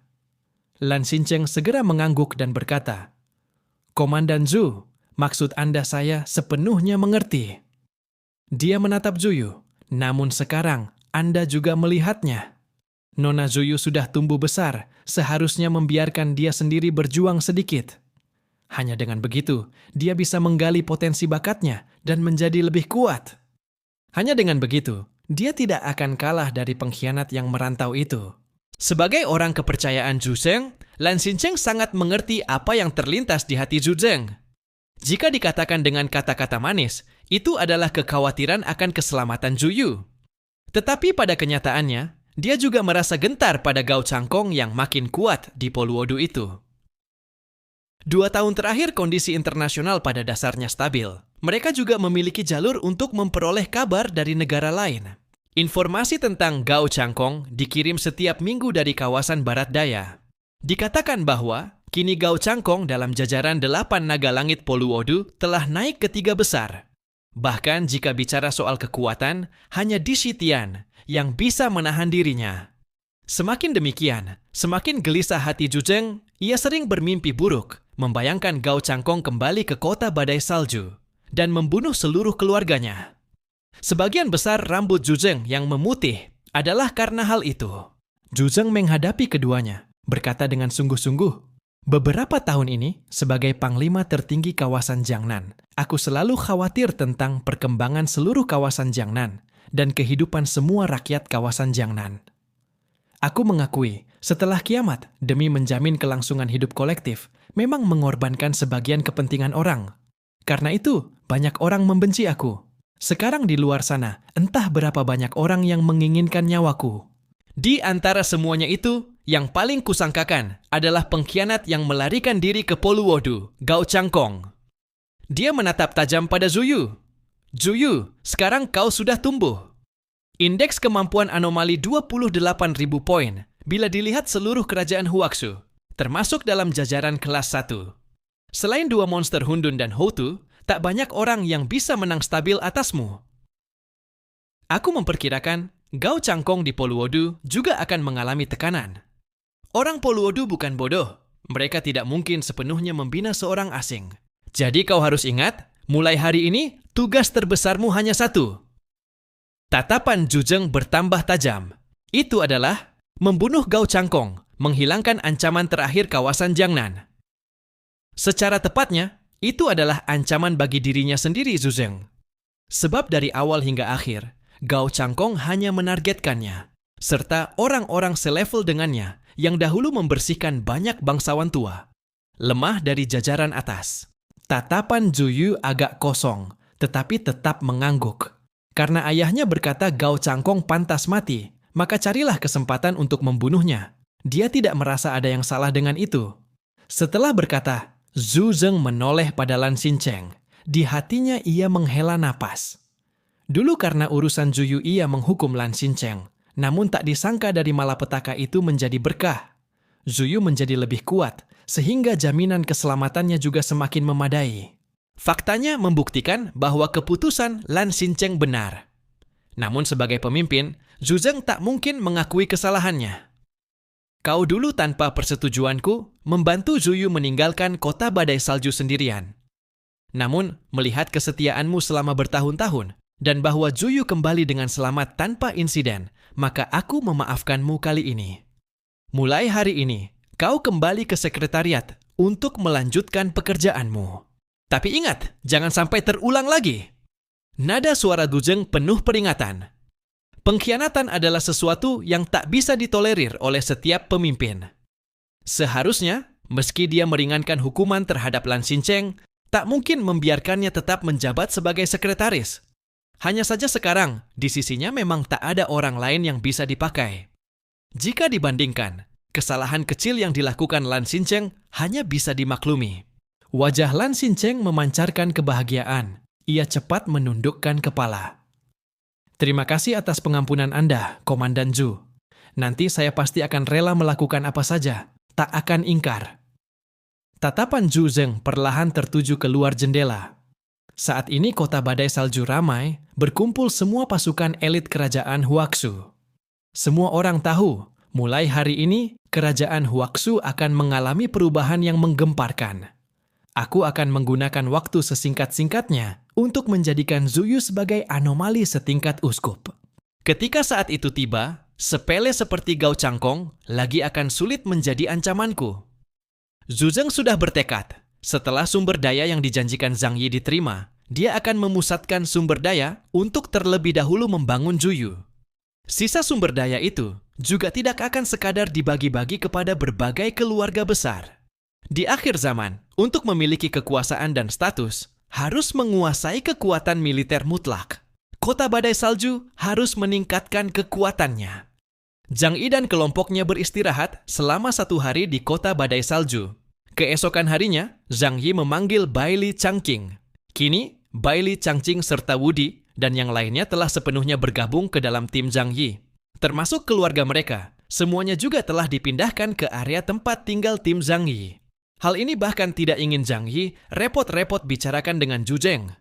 Ia hanya menyuruh Bai Li Changqing sendiri yang menyampaikan kabar itu kepadanya. Itu hanyalah formalitas belaka, karena semua orang sudah paham situasinya. Zhu Zeng tentu saja tidak akan menghalangi. Sekarang, kekuatan kemampuan Bai Li Changqing sudah mencapai 9.999 poin, hanya selangkah lagi dari tingkat Epsilon. Setelah bergabung dengan tim Zhang Yi dan menjadi instruktur pasukan bayangan Fuying, ia juga memperoleh manfaat dari sumber kekuatan serangga tanah raksasa. Kesetiaannya pada Zhang Yi sudah tidak perlu diragukan lagi. Setelah memanggil Bai Li Changqing, Zhang Yi mulai memberikan perintah. Bai Li, sekarang krisis di Kekaisaran Wuluan sudah berakhir. Kita tidak mungkin terus tinggal di kota badai salju. Jadi, bawa beberapa orang dan makhluk mekanik, lalu mulai bangun kembali kota Tianhai. Mendengar hal itu, wajah Bai Li Changqing langsung berseri-seri. Baik, saya akan segera melaksanakannya. Dalam pandangan Bai Li Changqing, dengan kekuatan pribadi Zhang Yi saat ini, serta kekuatan keseluruhan tim, mereka sepenuhnya layak menjadi penguasa wilayah besar. Mana mungkin mereka terus menetap di kota badai salju? Kalau bukan karena Zhang Yi terlalu malas mengurus hal-hal seperti itu, seharusnya dia sudah lama menjadi komandan tertinggi wilayah Jiangnan. Zhang Yi mengetuk sandaran sofa, lalu berkata, "Kali ini kita harus belajar dari pengalaman. Kita tidak boleh lagi seperti sebelumnya, di mana orang bisa menghancurkan kota kita hanya dengan tsunami." Jadi, dalam pembangunan ulang kota Tianhai, aku punya beberapa persyaratan. Ia mengangkat 1 jari. Pertama, dari segi material, gunakan bahan yang lebih baik. Setiap bangunan harus bisa tertutup rapat. Dengan begitu, baik menghadapi tsunami maupun serangan artileri, keselamatan warga bisa terjamin semaksimal mungkin. Untuk rumah para teknisi inti, tambahkan pula modul pelindung anti-energi. Jangan khawatir soal material. Di antara hasil rampasan dari Kekaisaran Wuluan, bahan-bahan seperti itu banyak sekali. Gunakan saja sesukamu. Bai Li Changqing mengaktifkan perekam suara, mencatat setiap kata Zhang Yi dengan jelas. Ia bahkan mengumpulkan perkataan Zhang Yi menjadi semacam kumpulan kutipan harian yang ia dengarkan setiap malam sebelum tidur untuk menyegarkan pikiran dan memperdalam kekagumannya terhadap Zhang Yi. Zhang Yi lalu mengangkat 2 jari. Kedua, Di bawah kota harus dibangun tempat perlindungan bawah tanah yang benar-benar aman. Yang sebelumnya memang sudah lumayan, tapi krisis kemarin masih memperlihatkan banyak kekurangan. Contohnya, jumlah pintu masuk terlalu sedikit dan luasnya tidak mencukupi. Akibatnya, banyak orang tidak sempat berlindung saat keadaan darurat. Bailey Chungking mengangguk serius, menandakan ia benar-benar mencatat hal itu dalam hati. Dan yang ketiga, lanjut Zhang Yi, adalah hal paling penting. Zhang Yi menyilangkan jari-jarinya dan berkata dengan nada sungguh-sungguh, "Aku ingin kota Tianhai menjadi satu kesatuan utuh." Bailey Chungking terkejut. Satu kesatuan? Jumlah penduduk kota Tianhai kini lebih dari 70.000 jiwa. Ditambah lagi, Zhang Yi memperlakukan mereka dengan baik dan tidak memaksa mereka tinggal berdesakan, sehingga area pemukiman mereka sangat luas. Selain area tempat tinggal, ada juga tempat rekreasi, hiburan, dan bahkan pasar. Dulu, wilayah kota Tianhai dibangun dengan benteng Tianhai sebagai pusatnya dan meluas sejauh 10 km dari sana. Menyatukan wilayah seluas itu menjadi satu struktur terpadu tentu bukan pekerjaan mudah. Zhang Yi mengangguk. Benar. Dengan begitu, jika suatu hari kita harus berpindah secara mendadak, aku bisa membawa seluruh kota masuk ke dalam ruang dimensiku, katanya sambil menjelaskan rencananya. Kini, Zhang Yi yang telah mencapai tingkat uskup hitam memiliki kemampuan untuk membuka gerbang ruang dimensi dengan cakupan yang sangat luas. Ruang di dalamnya pun amat besar. Menyimpan seluruh area seukuran sebuah desa atau kota kecil di dalamnya bukanlah masalah. Bailey Chungking berpikir sejenak, lalu menjawab dengan serius. Saya mengerti. Mohon tenang, saya akan menyelesaikan pembangunan kota Tianhai yang baru secepat mungkin. Membangun kota dengan sistem terintegrasi memang sulit, tapi bukan mustahil. Hanya butuh waktu lebih lama. Dengan bantuan pasukan mesin dan para manusia berkemampuan khusus, pembangunan kota itu tidak akan terlalu sulit. Zhang Yi tersenyum dan bertanya, "Menurutmu, butuh waktu berapa lama untuk menyelesaikannya?" Bailey Chungking mengelus dagunya yang penuh cambang. Sekitar 2 bulan, mungkin sudah bisa selesai. Zhang Yi menggeleng pelan. Terlalu lama. Bailey Chungking buru-buru menjawab dengan canggung. Yang mulia, saya tidak bermaksud mengelak. Tapi dengan semua persyaratan Anda, paling cepat, benar-benar paling cepat. Punya waktu 1,5 bulan. Zhang Yi tersenyum dan melambaikan tangan. Kau salah paham. Maksudku, siapa bilang kau harus melakukannya sendirian? Ia menunjuk keluar ruangan. Sebarkan kabar bahwa aku akan membangun kembali kota Tianhai. Nanti akan banyak orang yang berebut datang membantu. Mata Bailey Chungking langsung berbinar. Ia paham maksudnya.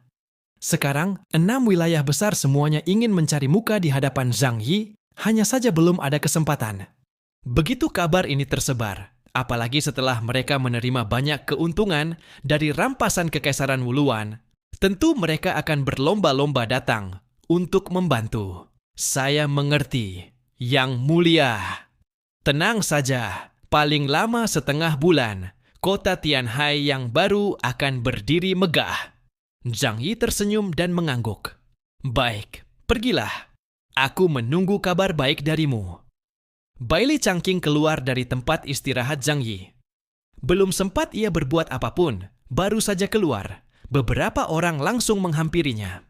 Ketika Bailey Chungking menatap lebih dekat, wah, ternyata para tokoh kuat dari tiap wilayah sudah berkumpul di sana. Ada Kapten Armada Hailong dari wilayah Donghai, pemimpin biara dari wilayah Barat Daya, teman lamanya Tu Yunli dari wilayah Jiangnan, 36 pendekar langit dari wilayah Shengjing, Liu Xian dari wilayah Timur Laut, serta seorang kapten tingkat tinggi dari wilayah Barat Laut. Mereka semua menyapanya dengan ramah. Loh, ini bukan Bailey, saudaraku? Kebetulan sekali. Pertempuran di Kekaisaran Wuluan. Itu luar biasa. Penampilanmu masih terekam jelas di benakku. Aku sudah lama ingin minum bersamamu. Ayo, hari ini aku yang traktir. Kita tidak pulang sebelum mabuk. Kau apa-apaan? Aku yang datang duluan. Kau antre di belakang. Ini wilayah Jiangnan kan? Aku, Tu Yunli, sahabat karib Bailey. kalian tunggu giliran kalian. Semua orang berebut ingin mengajaknya minum bersama. Melihat pemandangan itu, Bailey Changqing akhirnya mengerti kenapa Zhang Yi berkata seperti tadi. Benar saja, setelah seseorang memiliki kekuatan besar, orang-orang di sekitarnya semua tampak baik, dan setiap dari mereka akan berusaha sekuat tenaga untuk membantu. Bailey Changqing tersenyum tipis. Kalau begitu, karena semua sudah datang dan kebetulan kita bisa berkumpul, mari kita minum beberapa gelas bersama. Setuju. Ayo, malam ini kita tidak pulang sebelum mabuk. Urusan pembangunan kembali kota Tianhai diserahkan kepada Bailey Changqing. Alasan Zhang Yi tidak meminta keluarga atau orang-orang seperti Lu Keran untuk menanganinya adalah karena mereka saat ini juga sangat sibuk. Pertama, semua orang telah memperoleh kekuatan besar berupa sumber kekuatan makhluk asing dari pertempuran terakhir itu. Ada yang mendapatkannya sendiri, ada pula yang berbagi dengan orang lain, tetapi semuanya mendapatkan hasil yang sangat berlimpah. Namun untuk menyerap dan mengubah sumber kekuatan makhluk asing yang begitu kuat itu, diperlukan waktu yang sangat lama. Kedua, setelah menaklukkan Kekaisaran Wuluan, masih ada banyak urusan yang harus diselesaikan perlahan-lahan. Misalnya, Zhou Ke'er harus melakukan penelitian dengan memotong dan menganalisis tubuh Zheng Lo, serta Kaisar Xi dan anggota keluarga kerajaan lainnya, guna mempelajari apakah genetik para bangsawan Kekaisaran Wuluan mengandung unsur yang dapat membantu perkembangan manusia. Selain itu, masih ada satu hal penting, membongkar kode pengendali armor penamat.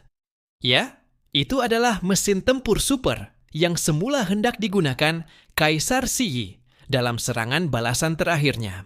Sayangnya, dia kalah sebelum sempat mengendalikan armor itu.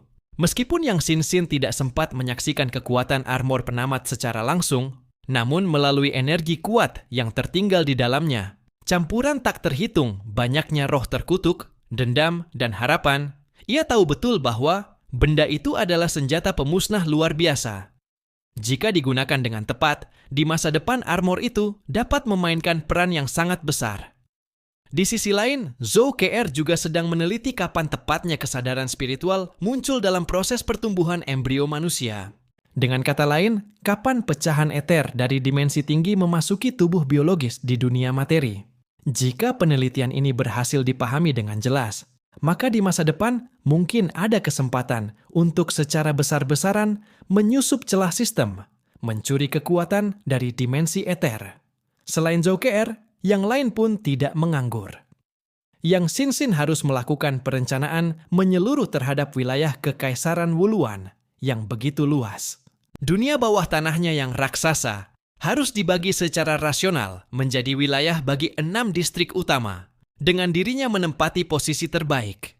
Selain itu, ia juga harus memikirkan bagaimana cara memodifikasi dunia bawah tanah tersebut agar bisa menjadi tempat tinggal yang layak bagi manusia.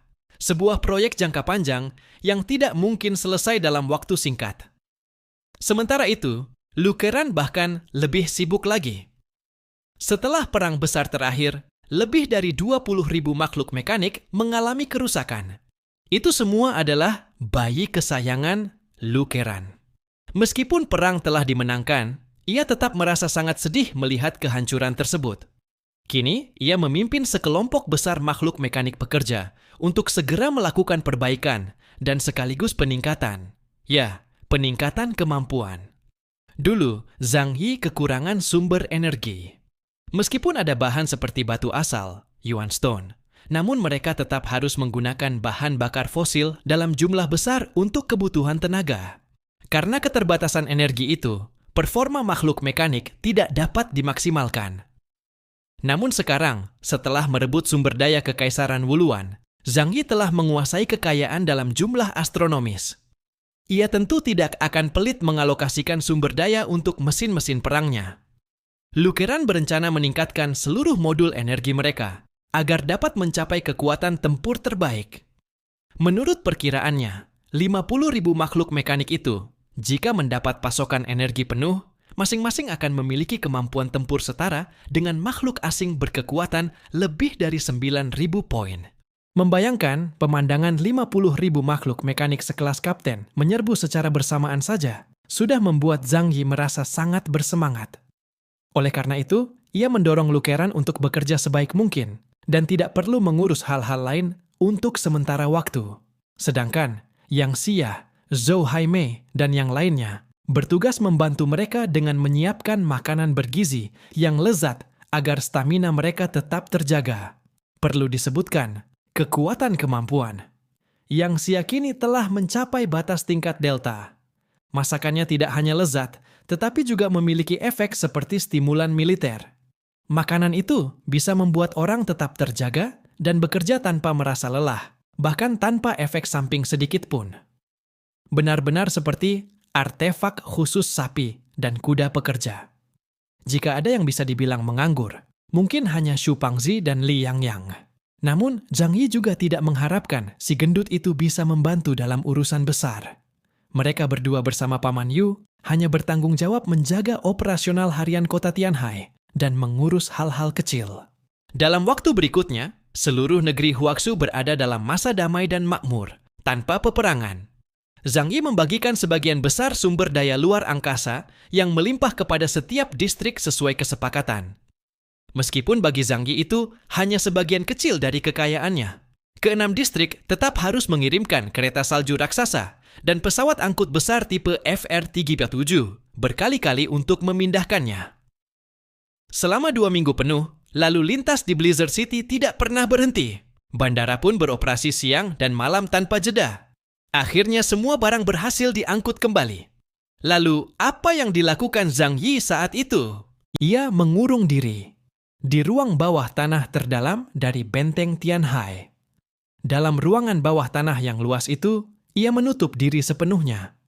Kini ia akhirnya memiliki waktu untuk melepaskan diri dari kondisi perang. Barulah setelah semuanya usai, Zhang Yi menyadari bahwa tubuhnya terus bergetar selama beberapa hari penuh. Bukan karena takut, melainkan karena terlalu bersemangat.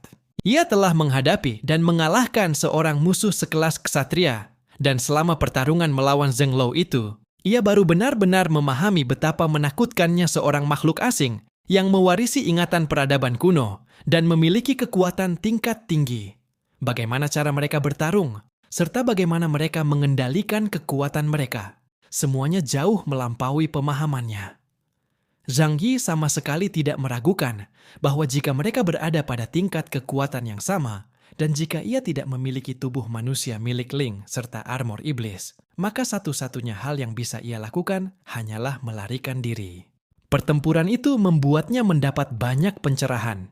Ia memutar ulang rekaman pertempuran dari sistem intelijen armor iblisnya berulang kali, mengamati setiap gerakan Zheng Lo dengan cermat. Ia memperhatikan kapan lawannya menyerang, bagaimana ia mengontrol kekuatan, serta ketepatan waktu setiap aksi. Ruang bawah tanah yang luas itu gelap gulita tanpa penerangan. Di tengah ruangan seluas ribuan meter persegi itu, Zhang Yi duduk bersila di bawah satu-satunya cahaya lampu yang menyorot ke arah lantai, membentuk lingkaran cahaya di sekitarnya. Di depannya, layar proyeksi raksasa menampilkan sosok Zheng Lo dalam ukuran ratusan inci. Setiap gerakan otot dan setiap serangan tampak begitu jelas. Zhang Yi menatap bayangan musuh tangguh itu dengan penuh rasa hormat. Pada saat yang sama, tangan kanannya yang terbungkus senjata Shenlian mulai berubah perlahan. Kekuatan kegelapan mengalir keluar dari tubuhnya, diserap dengan rakus oleh Shenlian. Senjata setengah mekanik itu, yang dibuat berdasarkan pedang dari pohon baus, memiliki kemampuan untuk berubah ke berbagai bentuk sesuai kehendak. Suara rantai berderak. Dalam video, rantai Fuji milik Zheng Lo menyebar menutupi langit. Sementara di dunia nyata, suara rantai yang sama juga bergema di sekitar Zhang Yi. Suara rantai berderak. Rantai hitam dari Shenlian menjulur keluar, melilit lengannya dan menjalar ke jari-jarinya. Rantai itu berputar, melingkar, memadat menjadi duri tajam, berubah-ubah mengikuti kehendak sang pemilik. Zheng Lo, rantaimu sekarang milikku. Zhang Yi merasa mendapat pencerahan yang luar biasa. Ia mengangkat tangan kanannya, menatap rantai hitam yang mengalir di atas kulitnya seperti air, dan tersenyum tipis. Kerajaan Huaxu berhasil mengalahkan Kekaisaran Wuluan. Dari masa persiapan hingga akhir peperangan, waktu setengah tahun berlalu begitu saja. seluruh dunia sebelumnya memperhatikan dengan seksama setiap gerak-gerik kerajaan Huaxu. Namun, yang mereka lihat hanyalah pasukan Huaxu yang berlatih keras dan memperkuat diri. Tidak ada seorang pun yang menyaksikan mereka melancarkan serangan besar-besaran dari arah Laut Timur. Bahkan pertempuran yang berakhir pada malam itu pun berlangsung dalam diam. Karenanya, tak seorang pun tahu apa yang sebenarnya terjadi di kerajaan Huaxu. Banyak negara beranggapan bahwa kerajaan Huaxu pada akhirnya tetap tidak sebanding dengan kekuatan Kekaisaran Wuluan, sehingga memilih untuk menahan diri dan tidak ikut campur. Dunia ini tidak pernah bergerak sesuai dengan kehendak seseorang. Selagi pasukan Huaxu menajamkan pedang dan menyiapkan diri untuk perang, di berbagai penjuru dunia pun terjadi kisah-kisah yang tak kalah hebat. Tak lama setelah Zhang Yi dan kelompoknya kembali, di Eropa Timur, di tanah kerajaan Britania, sang mantan kerajaan matahari tak pernah terbenam. Para pahlawan perang mereka pun pulang dari medan pertempuran. Dipimpin langsung oleh Raja Arthur, seluruh pasukan ksatria meja bundar untuk ketiga kalinya melakukan ekspedisi ke reruntuhan Atlantis yang terletak di bawah laut dalam. Namun kali ini, kepulangan mereka jauh lebih menyedihkan dibandingkan ekspedisi sebelumnya. Selain 12 anggota ksatria meja bundar, pemimpin mereka Raja Arthur Pendragon dan penyihir agung Merlin, sebagian besar prajurit luar biasa lainnya telah gugur di medan perang. Bahkan Raja Arthur sendiri kehilangan satu lengannya, dan zirahnya hancur nyaris tak berbentuk. Namun, meski tubuh mereka penuh luka, tidak satu pun dari mereka tampak murung atau kecewa. Sebaliknya, di wajah mereka terlukis kebanggaan yang tulus. Karena dalam ekspedisi kali ini, mereka berhasil menembus hingga lapisan ketiga reruntuhan Atlantis. Dan untuk pertama kalinya pula, mereka menghadapi makhluk raksasa dari kedalaman lautan Atlantis. Seekor ular laut raksasa dengan kekuatan setara uskup agung. Seluruh kekuatan ksatria meja bundar dikerahkan, dan pada akhirnya mereka berhasil memaksa makhluk itu mundur. Meski tidak berhasil membunuhnya, hasil itu sudah cukup untuk membuat mereka merasa bangga. Raja Arthur kembali ke istananya dan duduk di atas singgasananya yang berhias beludru merah. Begitu tiba, Merlin segera memerintahkan Departemen Medis untuk mengirimkan para penyembuh terbaik dari kalangan manusia istimewa, guna memulihkan lengan Raja Arthur yang patah. Meskipun di antara ksatria meja bundar terdapat sosok seperti ksatria suci Agravain, kekuatan mereka telah banyak terkuras dalam pertempuran kali ini. Agravain sendiri hampir mengorbankan seluruh kekuatannya demi melindungi rekan-rekannya agar tetap hidup. Ekspedisi ke laut dalam berlangsung selama 3 bulan dengan persediaan terbatas. Setelah logistik mereka habis, satu-satunya pilihan adalah mundur. Tak lama kemudian, tim medis datang dan mulai memeriksa kondisi setiap anggota ksatria meja bundar.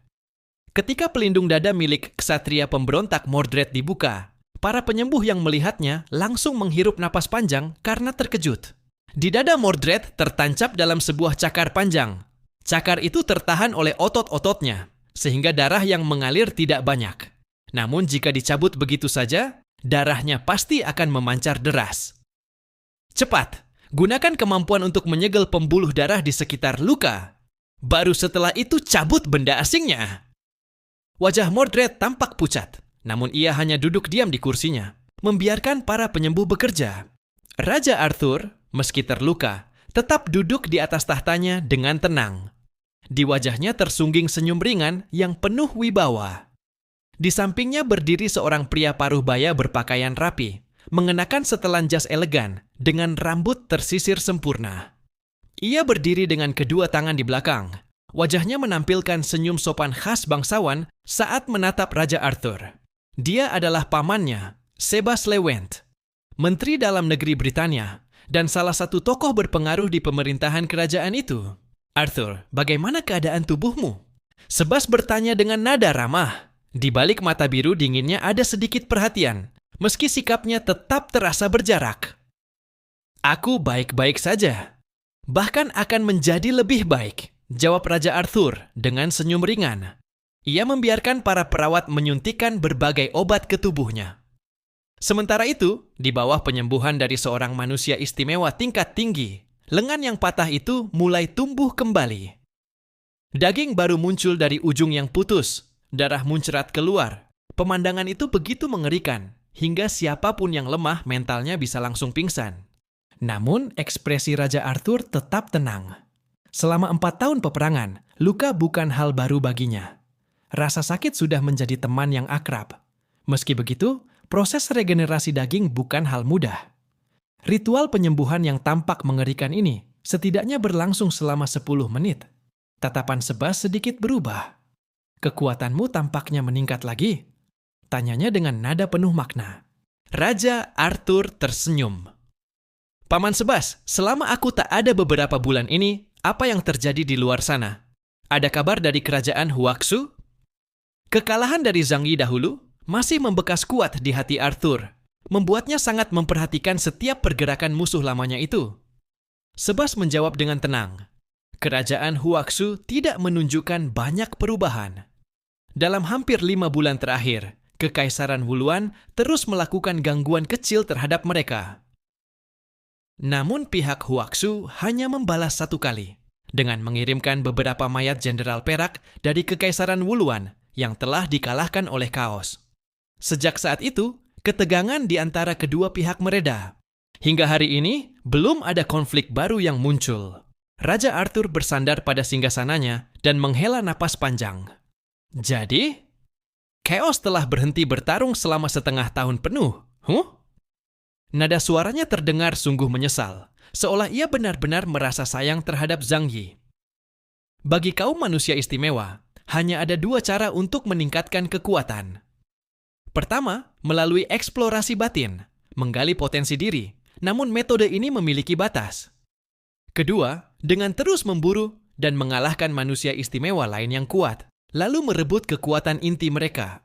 Begitu seseorang berhenti bertarung dan berhenti menaklukkan, kekuatannya pun akan berhenti berkembang, tidak peduli seberapa jenius dirinya.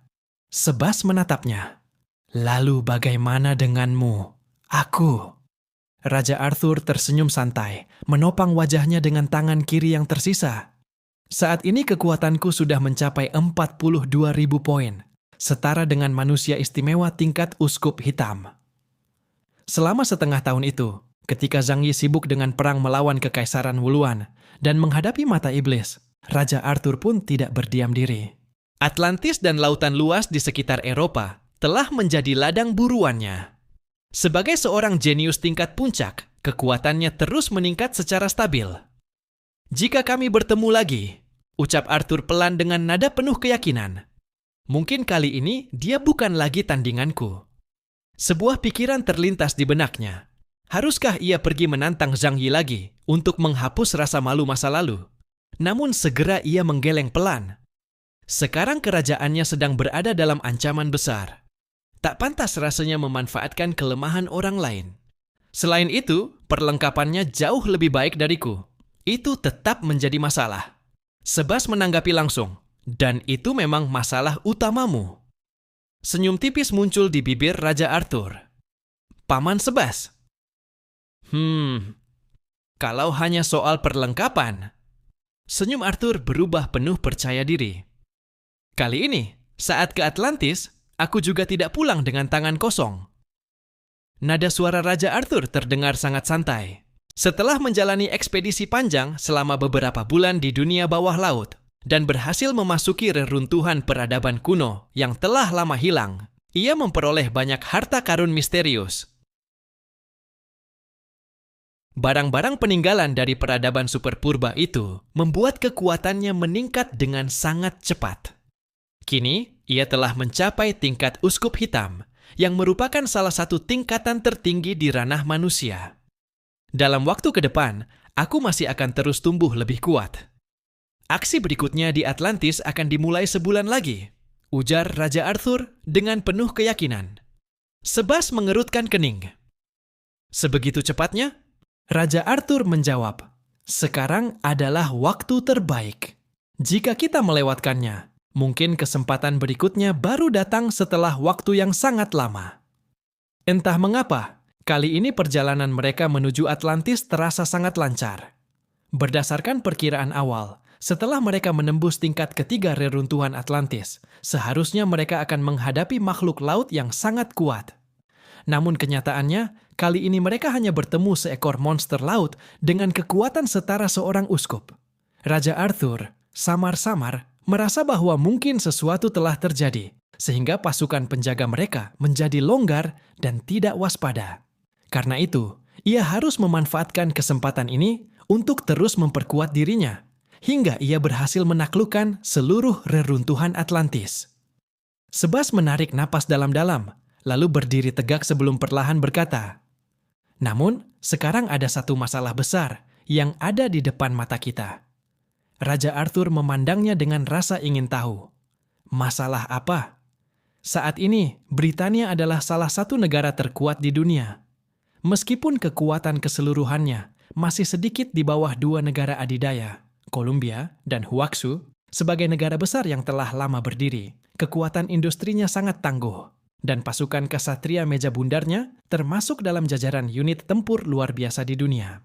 Nyatanya, tidak ada satupun negara yang berani menyerang mereka.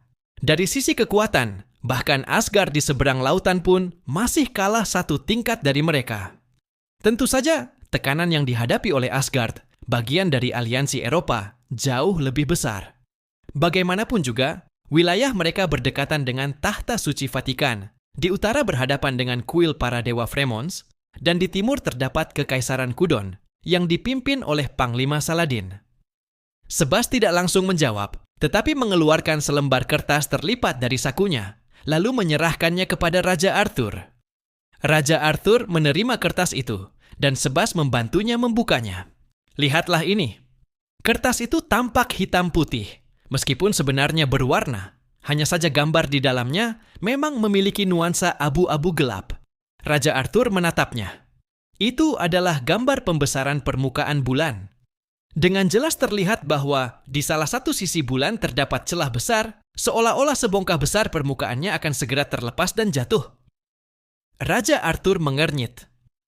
"Ini di mana?" "Di bulan," jawab Sebas sambil menunjuk ke langit. "Tepat di atas kepala kita." Kening Raja Arthur berkerut lebih dalam. "Jangan bilang padaku kalau retakan ini benar-benar ada." Sebas mengangkat bahu. Sejak hari kiamat datang, kebanyakan orang lebih memusatkan perhatian pada bumi di bawah kaki mereka dan jarang menengadah ke langit. Kalau bukan karena ada yang mengingatkan kami, mungkin kami juga tidak akan menyadarinya. Raja Arthur bertanya, "Siapa yang mengingatkan kalian?" "Miwaidebrat. Saat kau tidak ada, mereka langsung memberitahuku. Menurut mereka, jika bongkahan batu bulan sebesar itu terlepas, gaya gravitasi bisa saja menariknya langsung ke planet tempat kita hidup. Pecahan sebesar itu cukup untuk mengulang bencana yang terjadi puluhan juta tahun lalu. Akibatnya akan jauh lebih mengerikan daripada datangnya zaman es." Raja Arthur menatap foto di tangannya dalam diam. Sementara itu, para ksatria meja bundar yang berada di bawah juga mendengar percakapan mereka, dan wajah mereka tampak dipenuhi kecemasan. Bulan retak? Bagaimana mungkin itu bisa terjadi? Bahkan dengan bom Death of Love pun, tidak mungkin menghancurkannya. Jangan-jangan di permukaan bulan ada peradaban kuno yang sangat kuat. Para ksatria mulai berbisik-bisik. Merlin melangkah mendekat ke arah dua orang itu, melirik sekilas gambar di tangan Raja Arthur, lalu berkata, "Retakan ini tampak seperti berasal dari dalam. Kekuatan dari luar tidak mungkin menimbulkan luka seperti ini." Raja Arthur berkata, "Maksudmu, di dalam bulan mungkin ada peradaban kuno. Tapi mengapa mereka justru ingin menghancurkan bulan itu sendiri?" Merlin menundukkan kepala, mengambil 2 napas panjang, lalu perlahan berkata, "Mungkin saja sesuatu yang disegel di dalam bulan akan segera membebaskan dirinya dari segel itu." Kata-kata itu membuat Raja Arthur tidak lagi bisa tenang. Lengannya sudah pulih, meski warnanya masih tampak seperti bagian yang disambung, namun tak mempengaruhi penggunaannya. Ia mengepalkan tangan dan berkata dengan nada berat, "Kau ingin mengatakan, di dalam bulan ada dewa raksasa Druk?" Seiring terungkapnya kebenaran sejarah sedikit demi sedikit, banyak kekuatan besar di dunia kini telah mengetahui kisah tentang 7 dewa raksasa kuno dari ras Druk. Mereka adalah makhluk yang demi bertahan hidup, sanggup menelan apapun. Mereka bisa memakan tanah, meminum magma, dan meski disegel di dasar laut yang gelap abadi, mereka tetap abadi. Bahkan Sang Pencipta pun, dengan kekuatan sesuai aturan ciptaannya, tidak mampu melenyapkan ras ini sepenuhnya. Selama miliaran tahun, 7 iblis terkuat yang tersisa dari ras itu telah menjadi mimpi buruk bagi seluruh makhluk di dunia materi. Begitu mereka terbangun, setiap ras akan menuju kehancuran. Satu-satunya ras yang pernah benar-benar mengalahkan mereka hanyalah bangsa dewa kuno, kaum Ihen. Namun, bahkan mereka hanya mampu menyegel dan menindas kaum Druk, tidak benar-benar membunuh mereka. Generasi berikutnya pun gagal memusnahkan Druk, justru perlahan-lahan mereka sendiri menuju kepunahan. Beberapa orang bahkan percaya bahwa apa yang disebut kepunahan besar sebenarnya adalah tindakan Sang Pencipta untuk menahan ras Druk, dan ras lain hanyalah korban sampingannya.